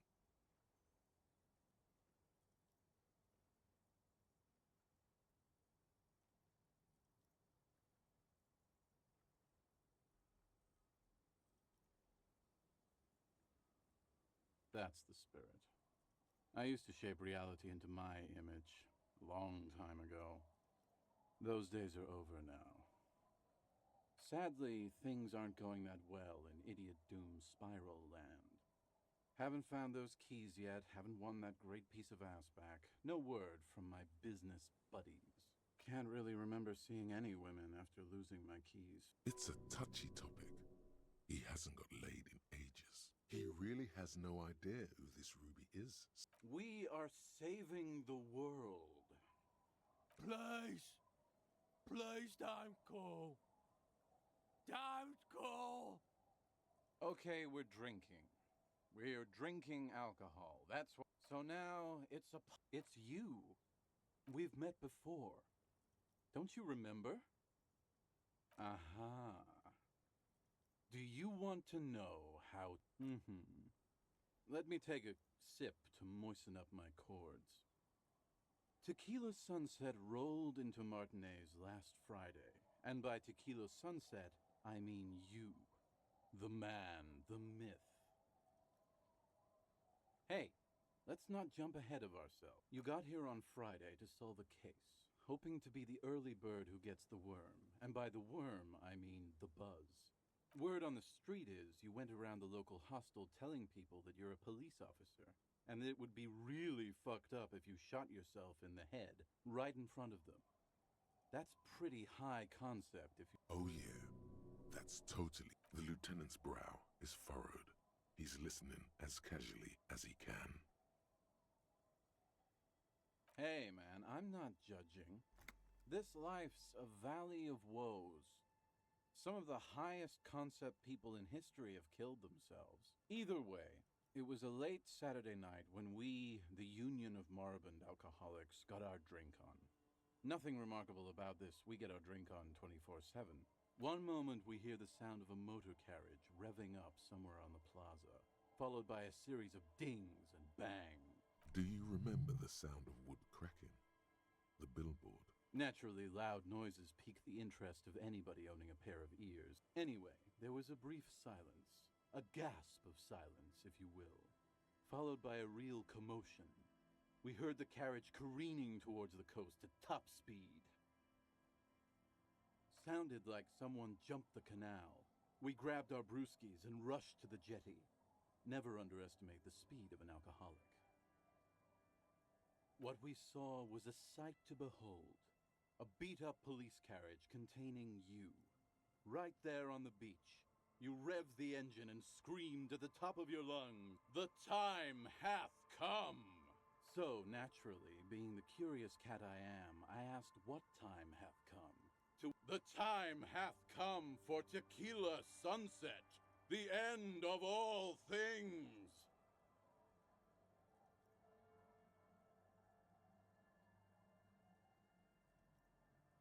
Yeah, looms. Why not? Then you jammed the pedal and plowed right off the jetty and through the ice. Your hands cramp on the steering levers. We ran towards the ice whilst you crawled your way out, miraculously unhurt, covered in seaweed and shit. When we finally got there, you were sitting on the beach crying. You said that your badge and uniform were in the car. It was too late to get in there, though. The carriage had sunk too deep. Recognizing a brother in need, we offered our condolences and invited you to party with us, which you naturally agreed to. We asked about the whole Tequila Sunset thing, and you told us it was your name now and insisted that we all call you that from then on. Yeah, I agree. Hours. It was an all-night drink-a-thon.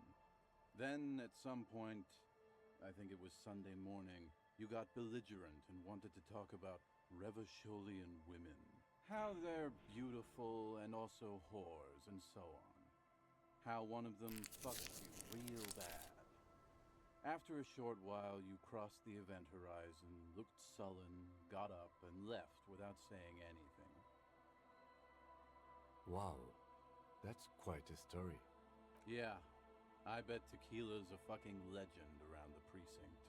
You must be proud to work with him. If you only knew. You were pretty vague about it, but you kept saying you got fucked real hard. No one's fucked me.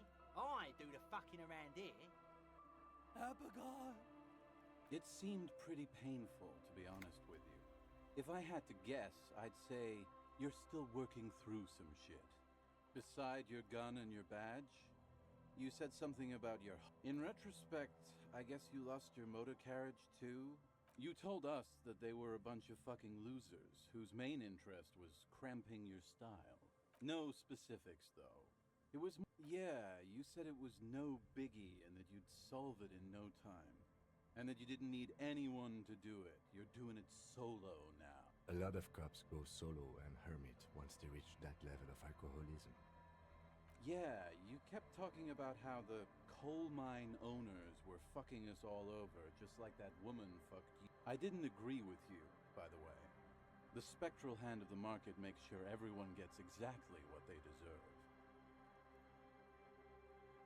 You kept calling yourself a goddamn superstar who'd cleared 501 cases. As you've already determined, the actual number is just over 200. But what's a little embellishment between... No thanks to the squares at the precinct, as you put it. It's a hard thing for a man to confront his past. That's why I avoid mine at all costs. Whoop-de-doo. So now I'm a fucking storyteller. Right, why not? Better than a beach bum. It depends, really. Are you... The gleam in his eyes and the slouch in his... I don't want it, man. I need it. Can't tell stories without it. Dry... So, have you got anything for good old idiot Doom Spot? Classy. Hey, Spiral Boy, you gonna share that? Shut up, guys. I'm telling a story here. Something happened to you. Something happened to me, too. My actual name is George. But around here, you already know.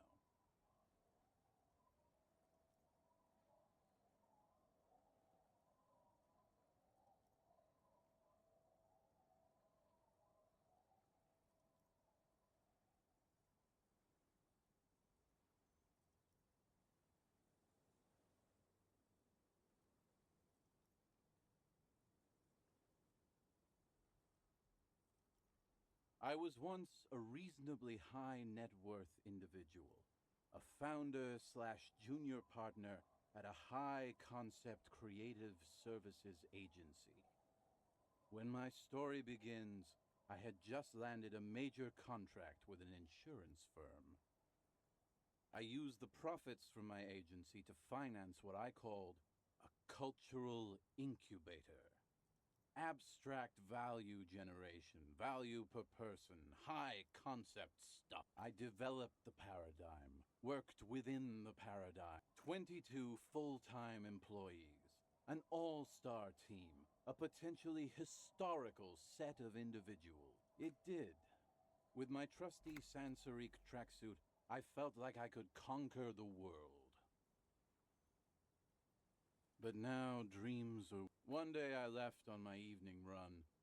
As you may know, it's impossible to clear your head when you're distracted by the sound of keys. His eyes are clouded, his dilated blood vessels encircling his irises like stinging brambles. So I removed the keyring and put the keys for the front gate and the apartment into different pockets to stop the jangling, you see. At least, that was the plan. I was halfway done with my usual lap when it started to rain. The reality situation became very wet. Wet, okay? I made my way back home and discovered that I didn't have the key to the front gate. Naturally, the situation required me to climb over the gate, which I did. There was no climbing down because I slipped and landed on my ass. Ouch, indeed. Reality was looking rather grim just then. Me lying on my ass in a mud pit in the middle of a heavy shower. But when life knocked me down, so I made my way across the yard. Standing in front of my apartment door, fumbling with my pockets, I realized that I'd also forgotten my apartment key. I wish I were, Tequila. I rang my neighbor's buzzers. It was people are naturally wary of ad men, you see. One moment someone chats you up, 5 minutes later you've bought a box of edible lingerie and a strap-on. I don't begrudge them, especially since I was known to be one of the best.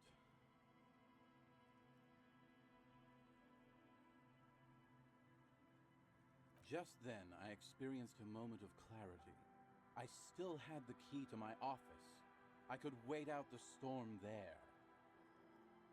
But when I reached my office, I remembered that I'd asked one of my producers to change the locks that day.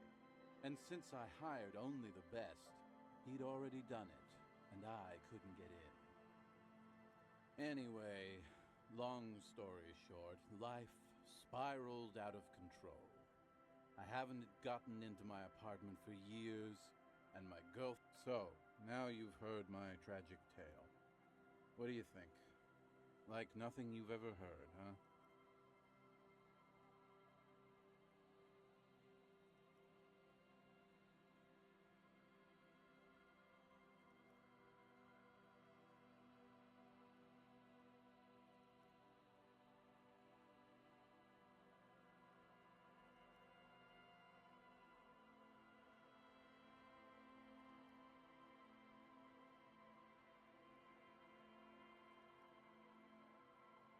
The hobo lifestyle definitely has some perks. Not having to pay rent, first and foremost. Not being responsible for 20 other people is nice, too. But that charm wears off pretty quickly. Before you know it, you're wearing a shit-stained tracksuit and spending your days picking tear. Good fucking question, Tequila. If I knew the answer, you think I'd be hanging out on a beach in this formerly premium but now extremely dirty two-piece lycra tracksuit?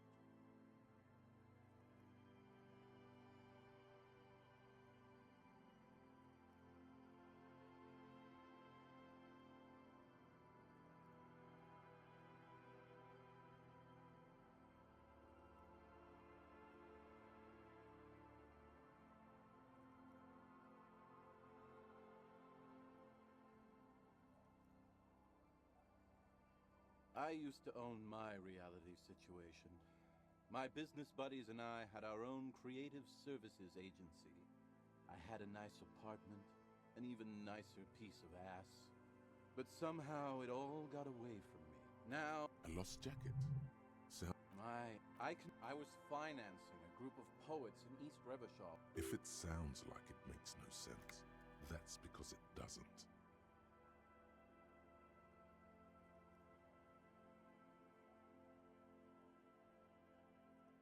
Well, you know, sex sells. That's the first rule of advertising. Maybe you're right. What? You've never seen one... You really shouldn't touch it. Pretty nice, huh? This might be one of the last of its kind. Good God. It's nearly impossible to describe how dirty this texture is. It's like rubbing two jellyfish skins together. You feel about 15% less human for having touched it.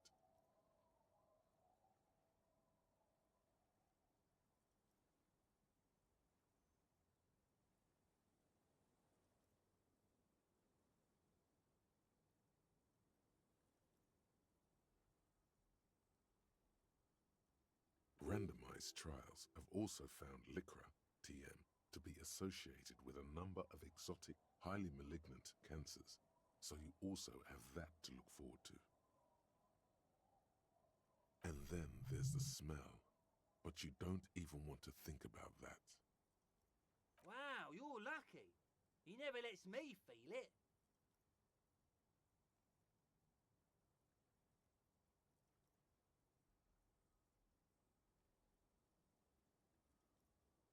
That's because your paws are fucking filthy, Rosie. We're right next to the bay. You could wash them any time. My fellow members of the Union of Moribund Alcoholics? They're exactly what they look like.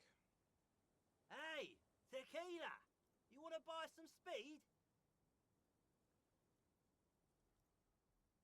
Shut the fuck up, Rosemary. He's a cop, remember?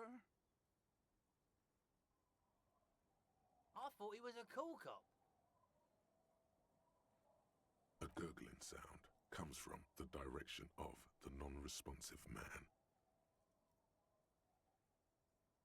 And yeah, you're already acquainted with abs. So yeah, that's basically us. We drink together.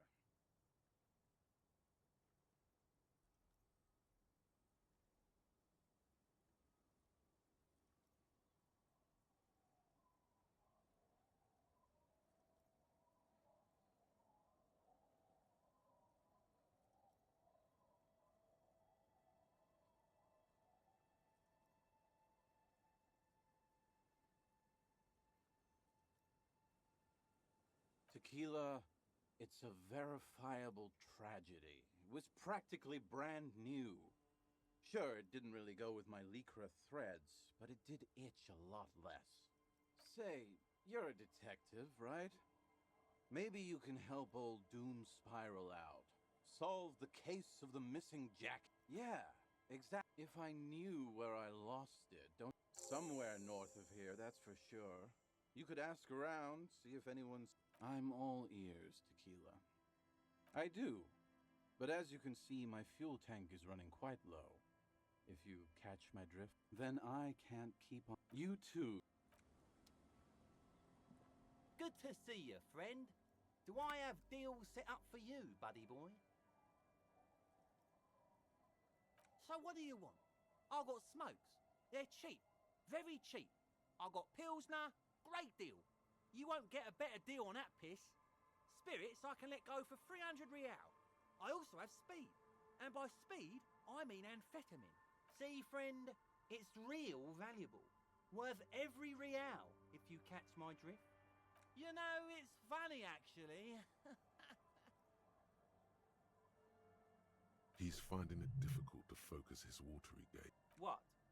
Keep him talking. This guy.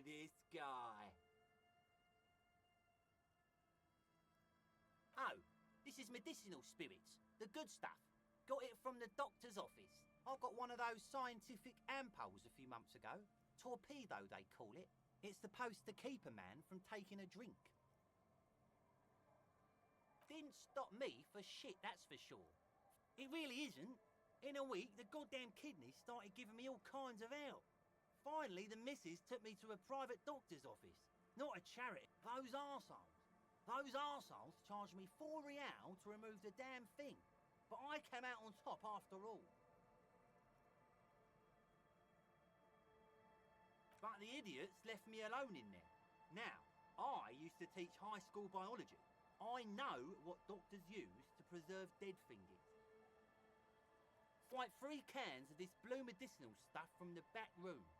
Threw the snakes out and voila! What's left is this beautiful blue stuff. 98.7% almost pure alcohol. 2 I already sold to these fine gentlemen here. But this last one is yours for 3 real, if you want it. Don't say it.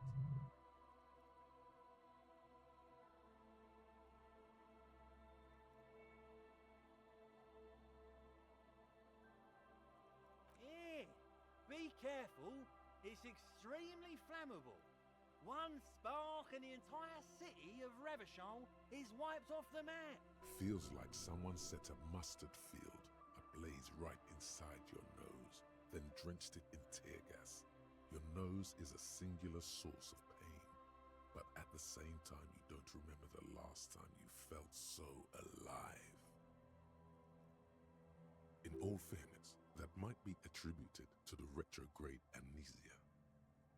So, what's the deal, friend? Want the spirits or not?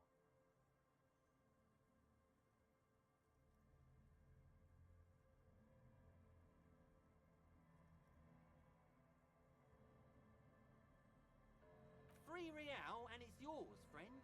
Well done. You got it.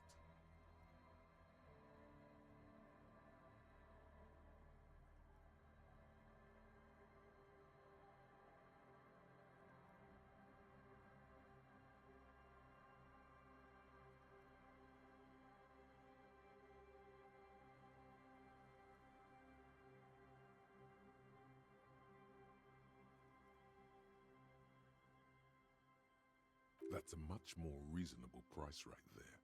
Makes sense now. Just make sure to enjoy that one, friend. Son, you will not kill yourself with this. Not today. So we're going to store this as a sellable item. Go sell it at the pawn shop for a profit.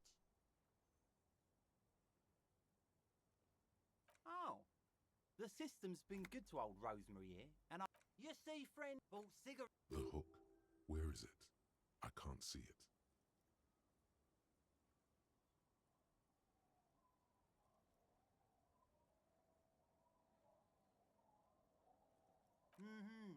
Hook 'em and cook 'em, huh? In the civilized world, it...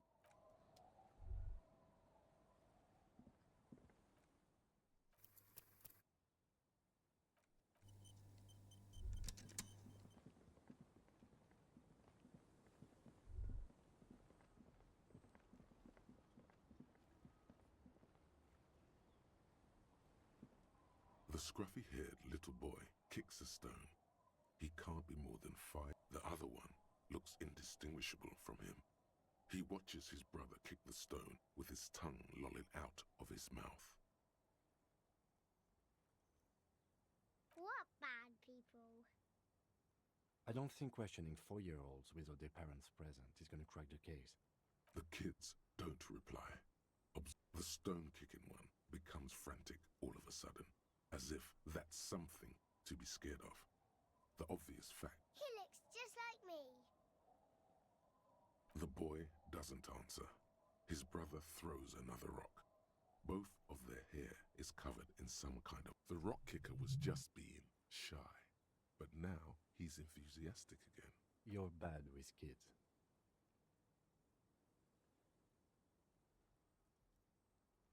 Maybe I am. Now, how about some actual police work? We are not getting anything here.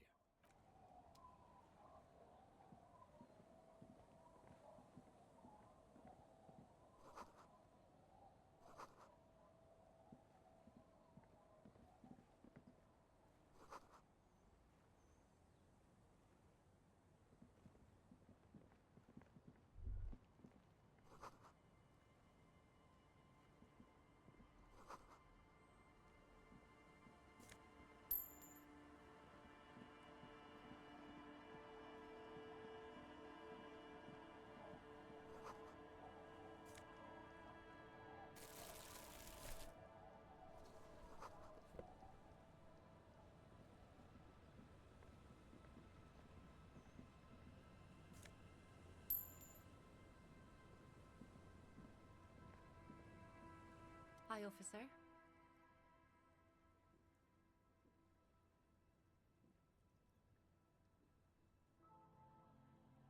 Anything I can help you with?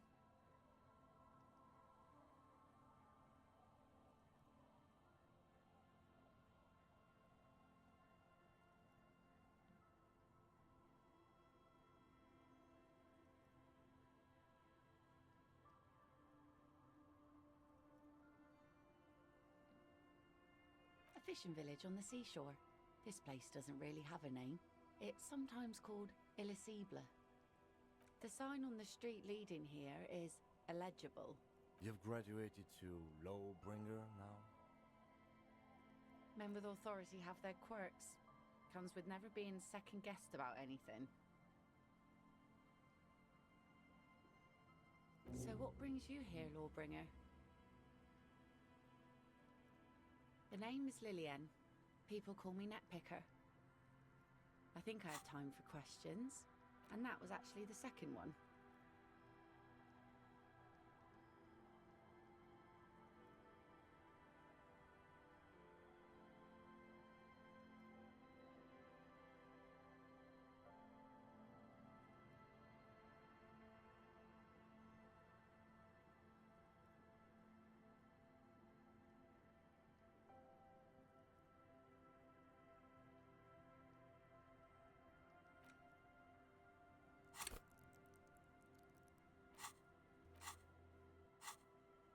Indeed, you're always confused as to your whereabouts.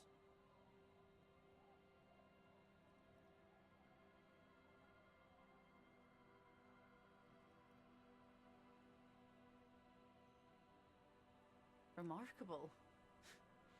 That one already lost everything else and now his jacket too. It's a good thing too that he has an actual police officer looking for it. Good old doom spiral. Upper management to the core. That's odd. Is she actually impressed?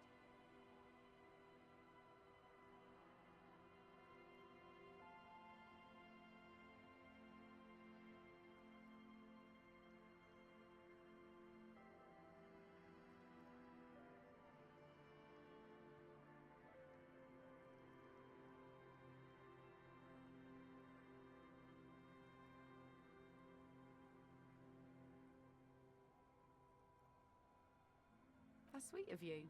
It really is. I check around the abandoned fish market on the boardwalk. Drunks are inexplicably drawn to markets.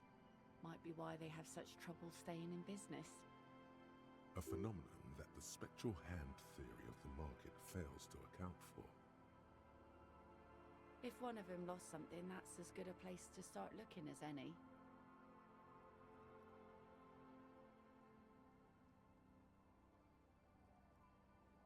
Unfortunately, the factory sold this one with a 3-year warranty instead of story. It's to intimidate folks, mostly.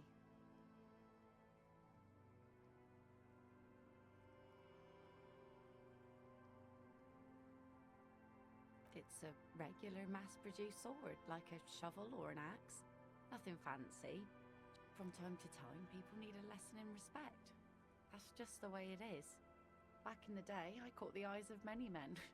And believe me, men need a lesson in manners from time to time. No, I'm afraid not. Tempting to confiscate the blade I used to keep these animals in check? What makes you think we haven't? That goes for men too. That does not go for real men. It does not go for you. Show her. Show her the wonder. Coach means the expression.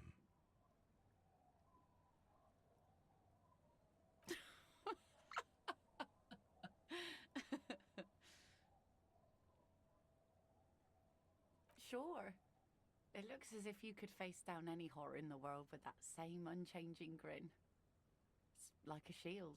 The traces of her laughter are still there, in her eyes, fading fast. What makes you think we haven't? The truth is that almost everyone in this life is scared and tired and stupid and too dull for that. That goes for men too. That does not coach means the expression. Oh? Some went to patch their wounds, their lesson learned. Others were more thick-headed. And one of them, I ended up marrying. Gone. It absolutely does not. We are not going to look for him. No. There's nothing to find. He's dead. Lost to the waves.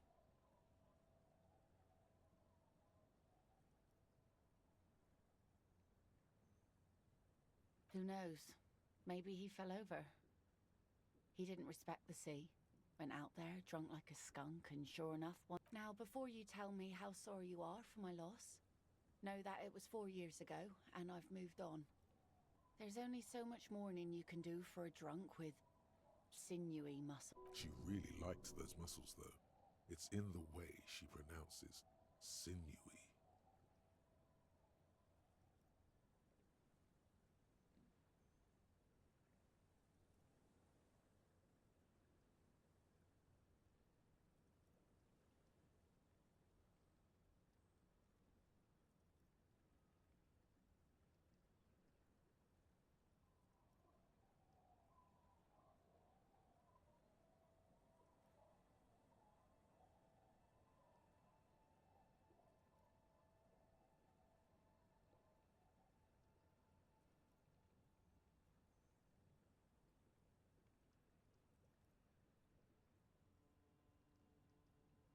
Us working folk don't have the luxury to be bedsick with melancholy. Life didn't really change that much. This is neither a touchy nor a very interesting. She looks like she's ready to go on a date with another, better, drunk.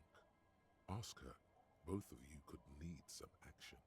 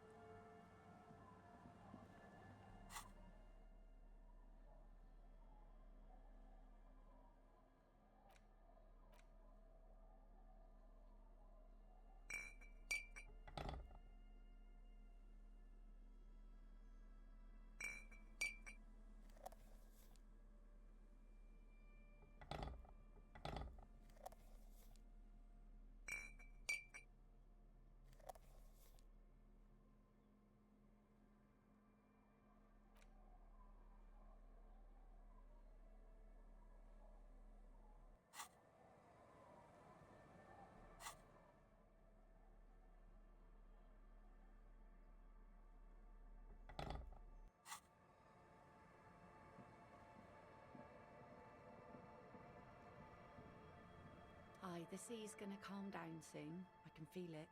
Let's see. Who are you looking for? I don't think I know what these are. Care to elaborate? Aha! Two old guys have been wandering around here, nose in sand, talking nonsense about snowmen and the like. Right. Not only... Don't really know. Okay. Oh. I've been out on this... Yes, that's the optimal time. Got to make the most of the calm. Sorry I couldn't help you out. Well, how can I assist you then, officer? Oh? Well, how can... For you? What a nice idea. She sounds incredulous about the niceness of the idea. That Evrart and the Union have nice plans for anything. I thought they only cared about themselves. Well, I guess Union members have children too.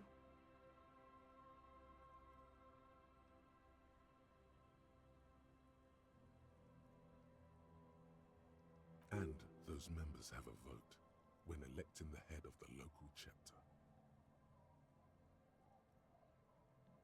He has a pen and everything. Here you go. I shouldn't have. That's what I asked you. It's a youth centre and I have children. Got to give them something else to do. They're cute and small now, but they're grown up fast. Anyhow, you also need Isabel's signature. It's a bad idea. She won't sign. You'll find she's a tougher nut to crack than me. Sound logic.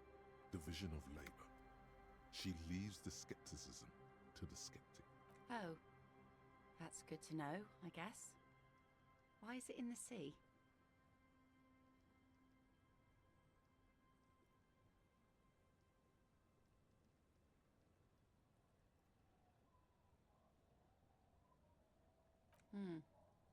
An installation. Us poor people are stupid and don't get installations. All I see is a heap of trash. This actually calls for a funeral, I think. Aye. Feels deserved, don't you think? Falling in the line of duty like that and all? Why odd? Our things are part of our life world. They're made with our human sweat and they share human history. Oh yeah? Take it from someone who's been through a few funerals. That's all we have time for right now anyway. Come back here in June and see how you feel about it then. It's not like it's going anywhere.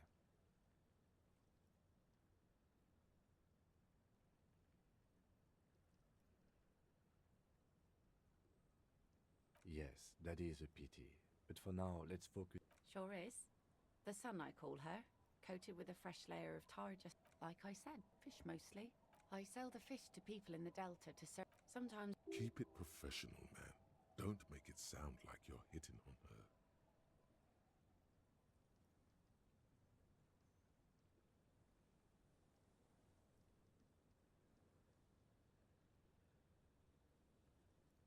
Wood. Pieces of glass. Every once in a while we see dead bodies. Human, animal, fish. Bottles, drugs also. Lost cargo in general. All right. Major choice moment. You only get to ask one thing. It would be weird to say them all. Choose wisely. Mines. Mines. You need mines.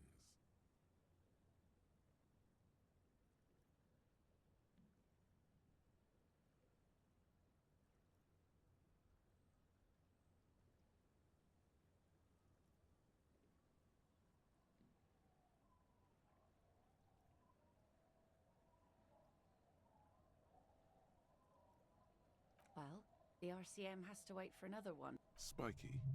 Must have been a naval contact mine.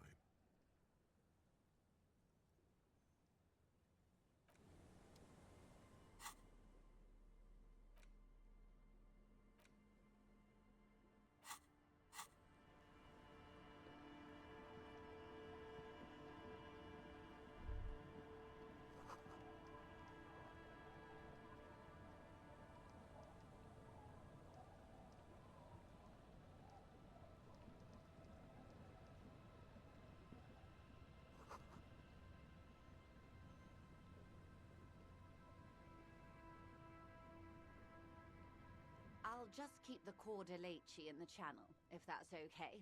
It's too shallow near the pier.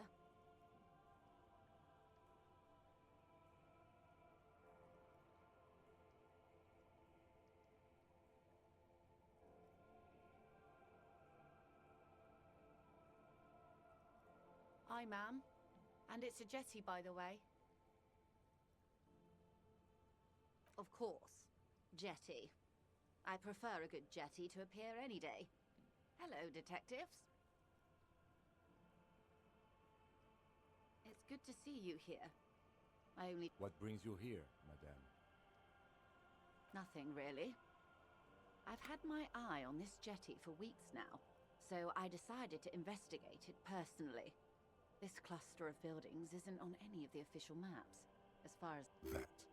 And she's also keeping an eye on you.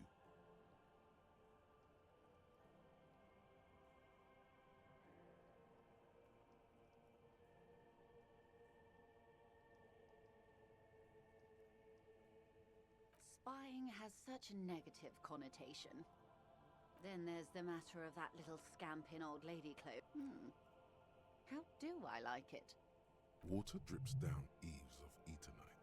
The jetty below her feet creaks to the tune.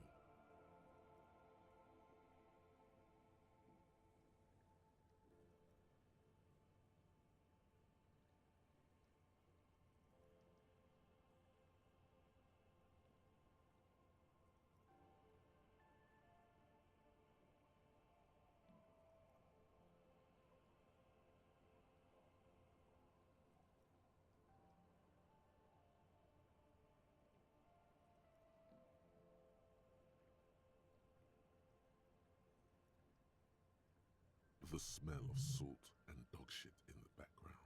It's pornographically poor. The street has no name. All the men are dead or missing.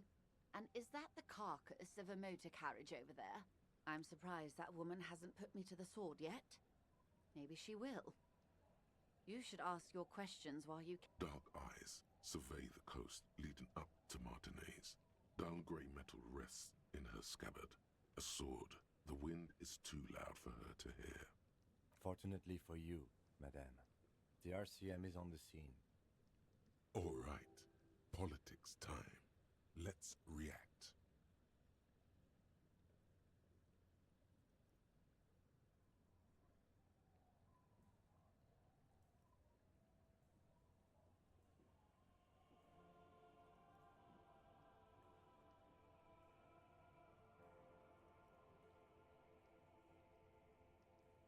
Maybe. Above you, there forms a quilt of altocumulus clouds, twisting into each other. Their cloud shadows slide over the ruins of Revachol West. Have I told you how they discovered this place? No, they're in Celindian, Isola. I'm guessing you don't know then. Well, your condition has left you no worse off than most of these people. The literacy rate is around 45% west of the river. 50 years of occupation have left these people in an oblivion of poverty.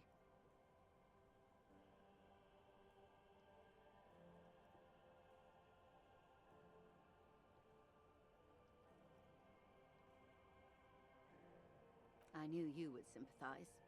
Most Revacholians will never know what this place means. Our home. Remind me to tell you one day. Do we?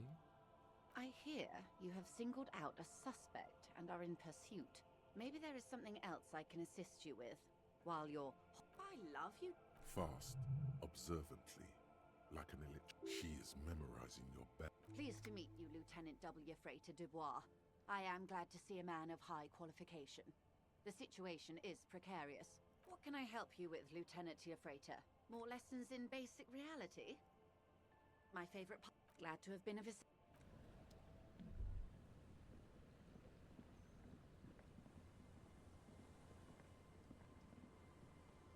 Hi, the sea's gonna calm down.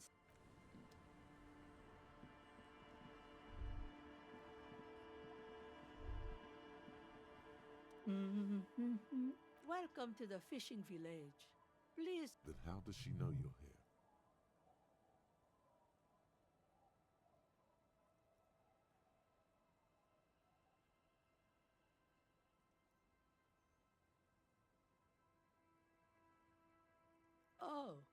Welcome, police officer. We don't cause any trouble around here. And we don't want any trouble either. We are not here to cause any trouble, madame. Oh, of course. Last time we saw you around here was 12 years ago. You also came to take care of trouble then. Wish you did. But still, in Martinez, you're considered an ill omen. No, not you personally. I meant the RCM. He was brooding, needed some help opening the door. She says it as if he was on some kind of spiritual retreat.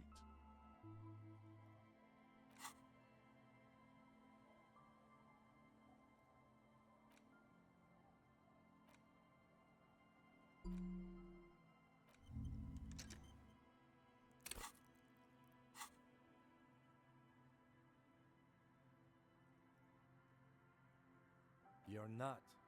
No one around here considers us. Maybe they are afraid. Because you're an ill omen. But you're still welcome here. As long as men with guns, I'm sorry there's not a lot of room to park the motor carriage. And not a lot of houses. Or a lot of people. Ah, look at me ramble on. Nay. Because she's blind, which you seem to have forgotten. This is my little cinder block town. I know what goes on around here. She's being evasive. There was a murder in Martinez. She might be a suspect. Would you now? I know how this world works. And it doesn't work when people tell on each other.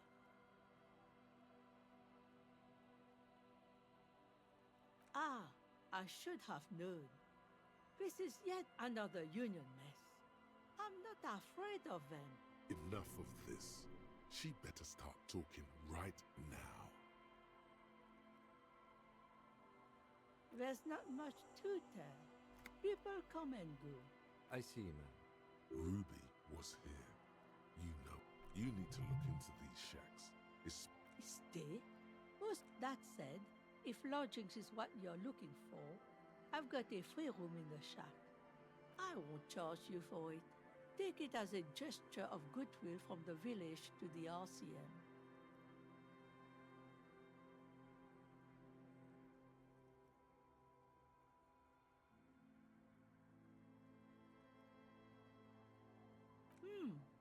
That's exactly how they get ya. That's why we built our own cinder block houses on the seaside. My kids grew up and left like they do. The house is long empty now. I live in the small side attachment. The room is pretty bare bones, but it's got a bed and roof over it. That's more than some folks have around here.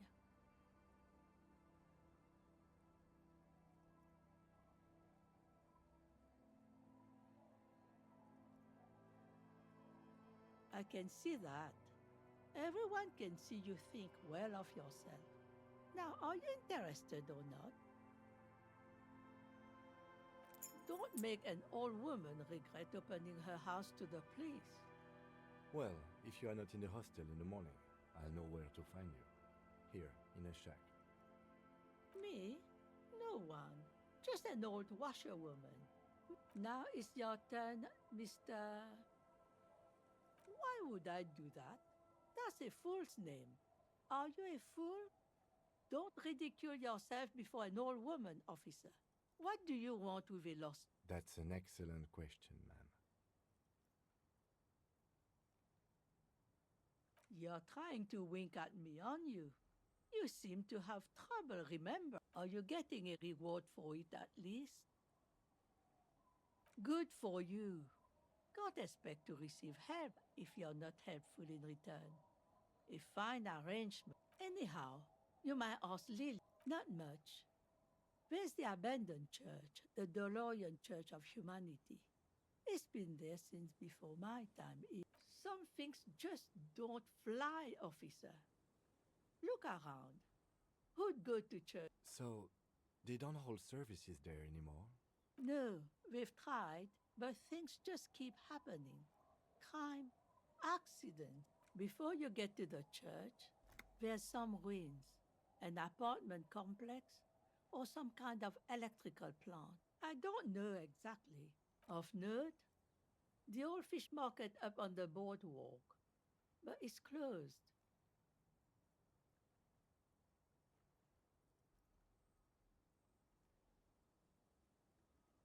No one. Now, as I said, it's just us. This is pretty much a non-place. A gap, a blank spot. Well, there's Lillian and her kids. A few new folks live in the house to the east, but they are away right now. And then there's the Lillian is. I'm sure you did. Nature keeps them in rotation. Here, for you, no officer. Under carts, boats, in little boxes. It's not hard to find. Over there, you can find more of the same. Between here, An old military hospital and its surroundings. After the war, it was turned into a Goodwill hospital. Now the Goodwill ran out. she nods, rinsing another. Eh? What's this about? Come now, I can't read all this scribble. Tell me what it says. Huh, I might be half blind, but it looks like part of the village is gonna be a street. The best part, the part we need to get out of our houses. I see Lillian's name is already here. I've seen it all before. You think they've got our interests at heart? Rich men are always selling poor men promises they never plan to keep. Then the poor get pushed out of their homes and the rich get a little richer. She is headstrong, but there's a slight hesitation in there. You may be able to convince her. It's really in her best interest to listen to you. You know how the world works. Cops bribing citizens. Doesn't it usually? Do you know who takes the crime? Have some integrity. You're an officer. It's okay. She's emotional right now. Keep at it. You know, there could be another way. You need to go someplace private and discreet, though, like your shack.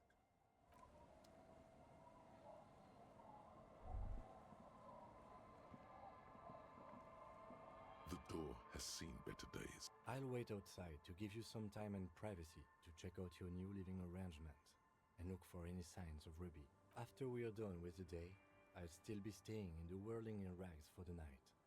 We'll meet in front of the shack in the morning. The key turns with a satisfying.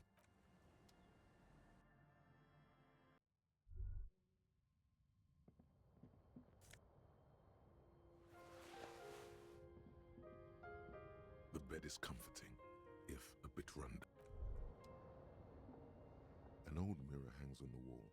You see the reflection.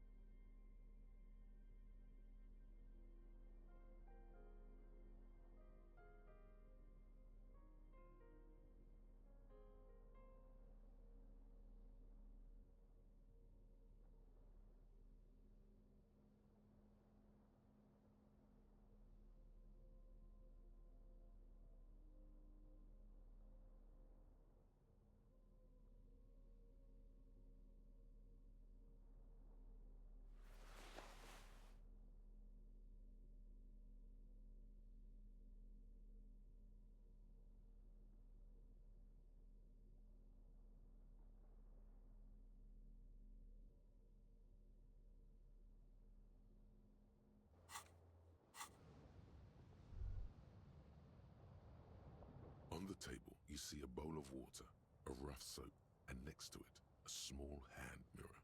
A straight razor soaks inside the wash basin.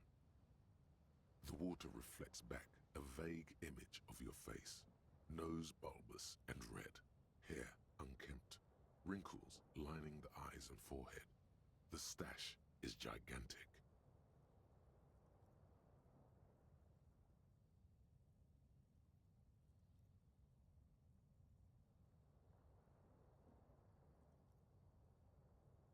You'll be looking like a pansy without the chops.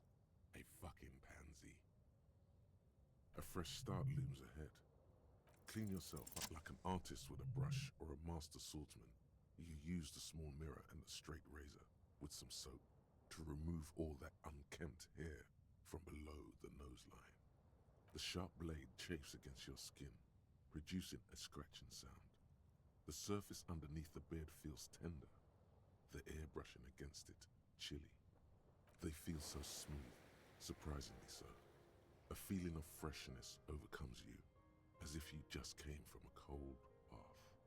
The water reflects back a vague image of your clean-shaven face. Despite the bulbous nose, unkempt hair, and persistent swelling, you look a little younger, maybe. You almost look like a professional.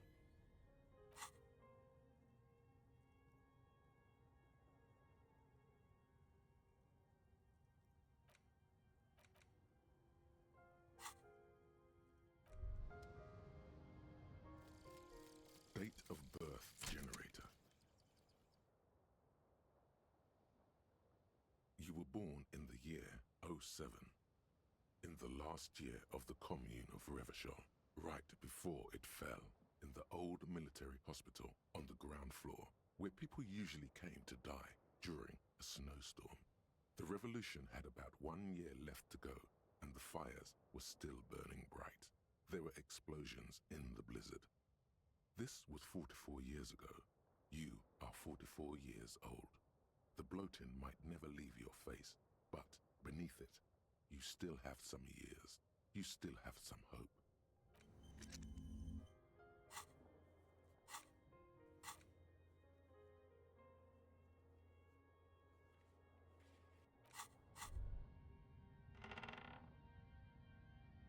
As you look at the floorboards in this corner of the shack, it's clear one of them isn't quite the edge of a floorboard next. In time, dust will settle.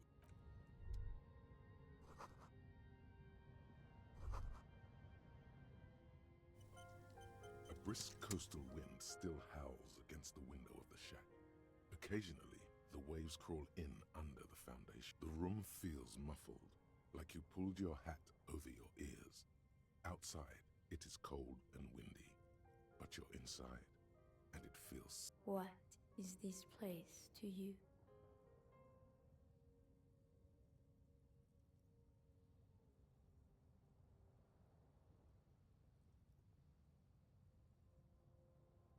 Westward, across the canal, towers the whirling in rags. Door number 1 on the second floor is locked. Behind it lies a trashed room. 1 floor below, behind a counter, stands an irritable man. In a small shack in the fishing village, a baroque heater hums quietly, emanating a sense of comforting warmth. A wash basin lies on the table, the water inside reflecting the somber face of the world. Far away, on the corner of Petition and Main, a nondescript building, obscured in a haze. It's vacant and lost, just like its tenant.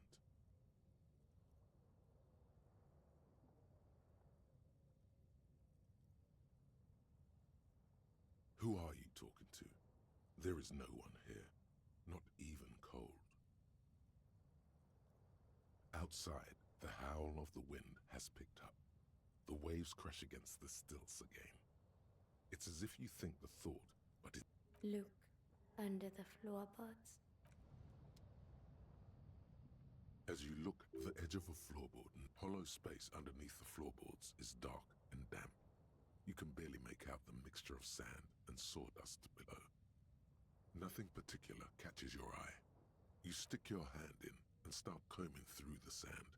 Dry, not like outside. fine dust. And then, something hard wrapped. A small cylindrical object. You pull it out. The floorboard doesn't care. But maybe the washerwoman does. You have enough to confront her with. It's extra ammunition. She's locked and loaded, ready to fight some cop.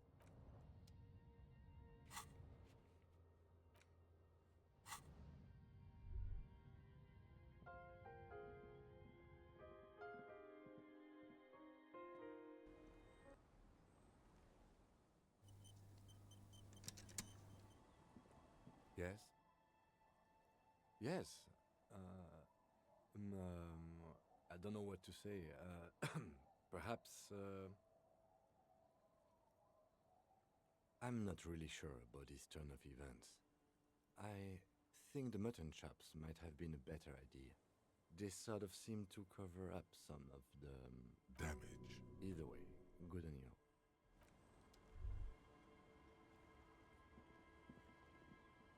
Our tenant, the policeman. Damn that girl. And without anger, a long and harsh life has taught her not to buckle under pressure. But you didn't put it there, did you? She did.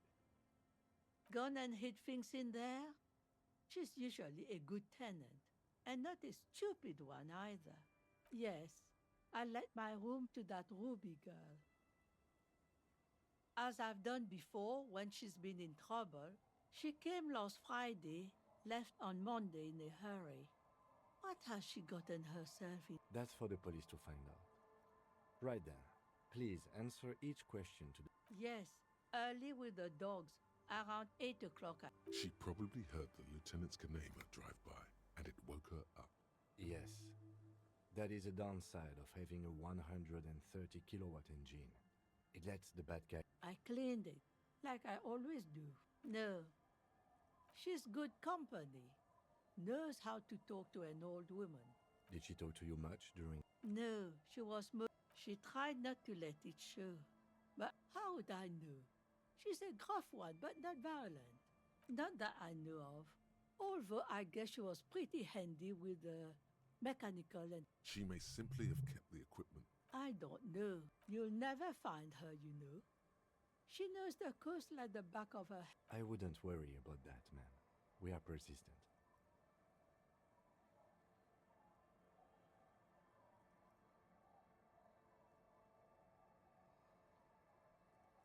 Are you sure you... No, you can do it. You still have plenty of juice in you before you drop. Behind the cinder block houses. One thing, she's a good...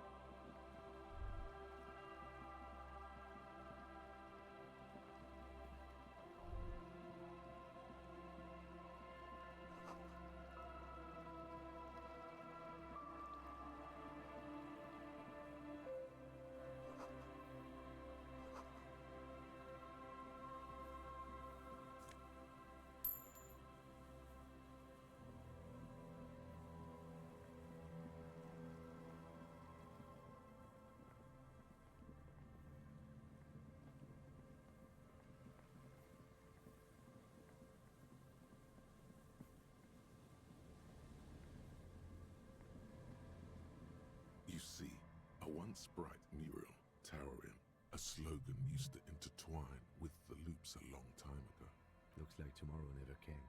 Above the mural, a collapsed roof, broken windows set in walls that are cracking and will soon also fall. And there's something in the wind. Sometimes the only way to go forward is to fail first. Some sort of in there? She could. Or she could be in the identical room over there. Or... Why single out this one building? Suddenly, the ruin in front of you is silent as a tomb. How do we? I was really hoping she'd be in the village. She's probably... Indeed. And then... Anyway, we do it the old-fashioned way. Sector by sector. Go over the whole peninsula, ask the locals, and... Trying to talk to the wind, the city, whatever you thought would happen, is trying to talk. Then, if we're desperate, we... Walk the coast. An adventurer. Buckle up.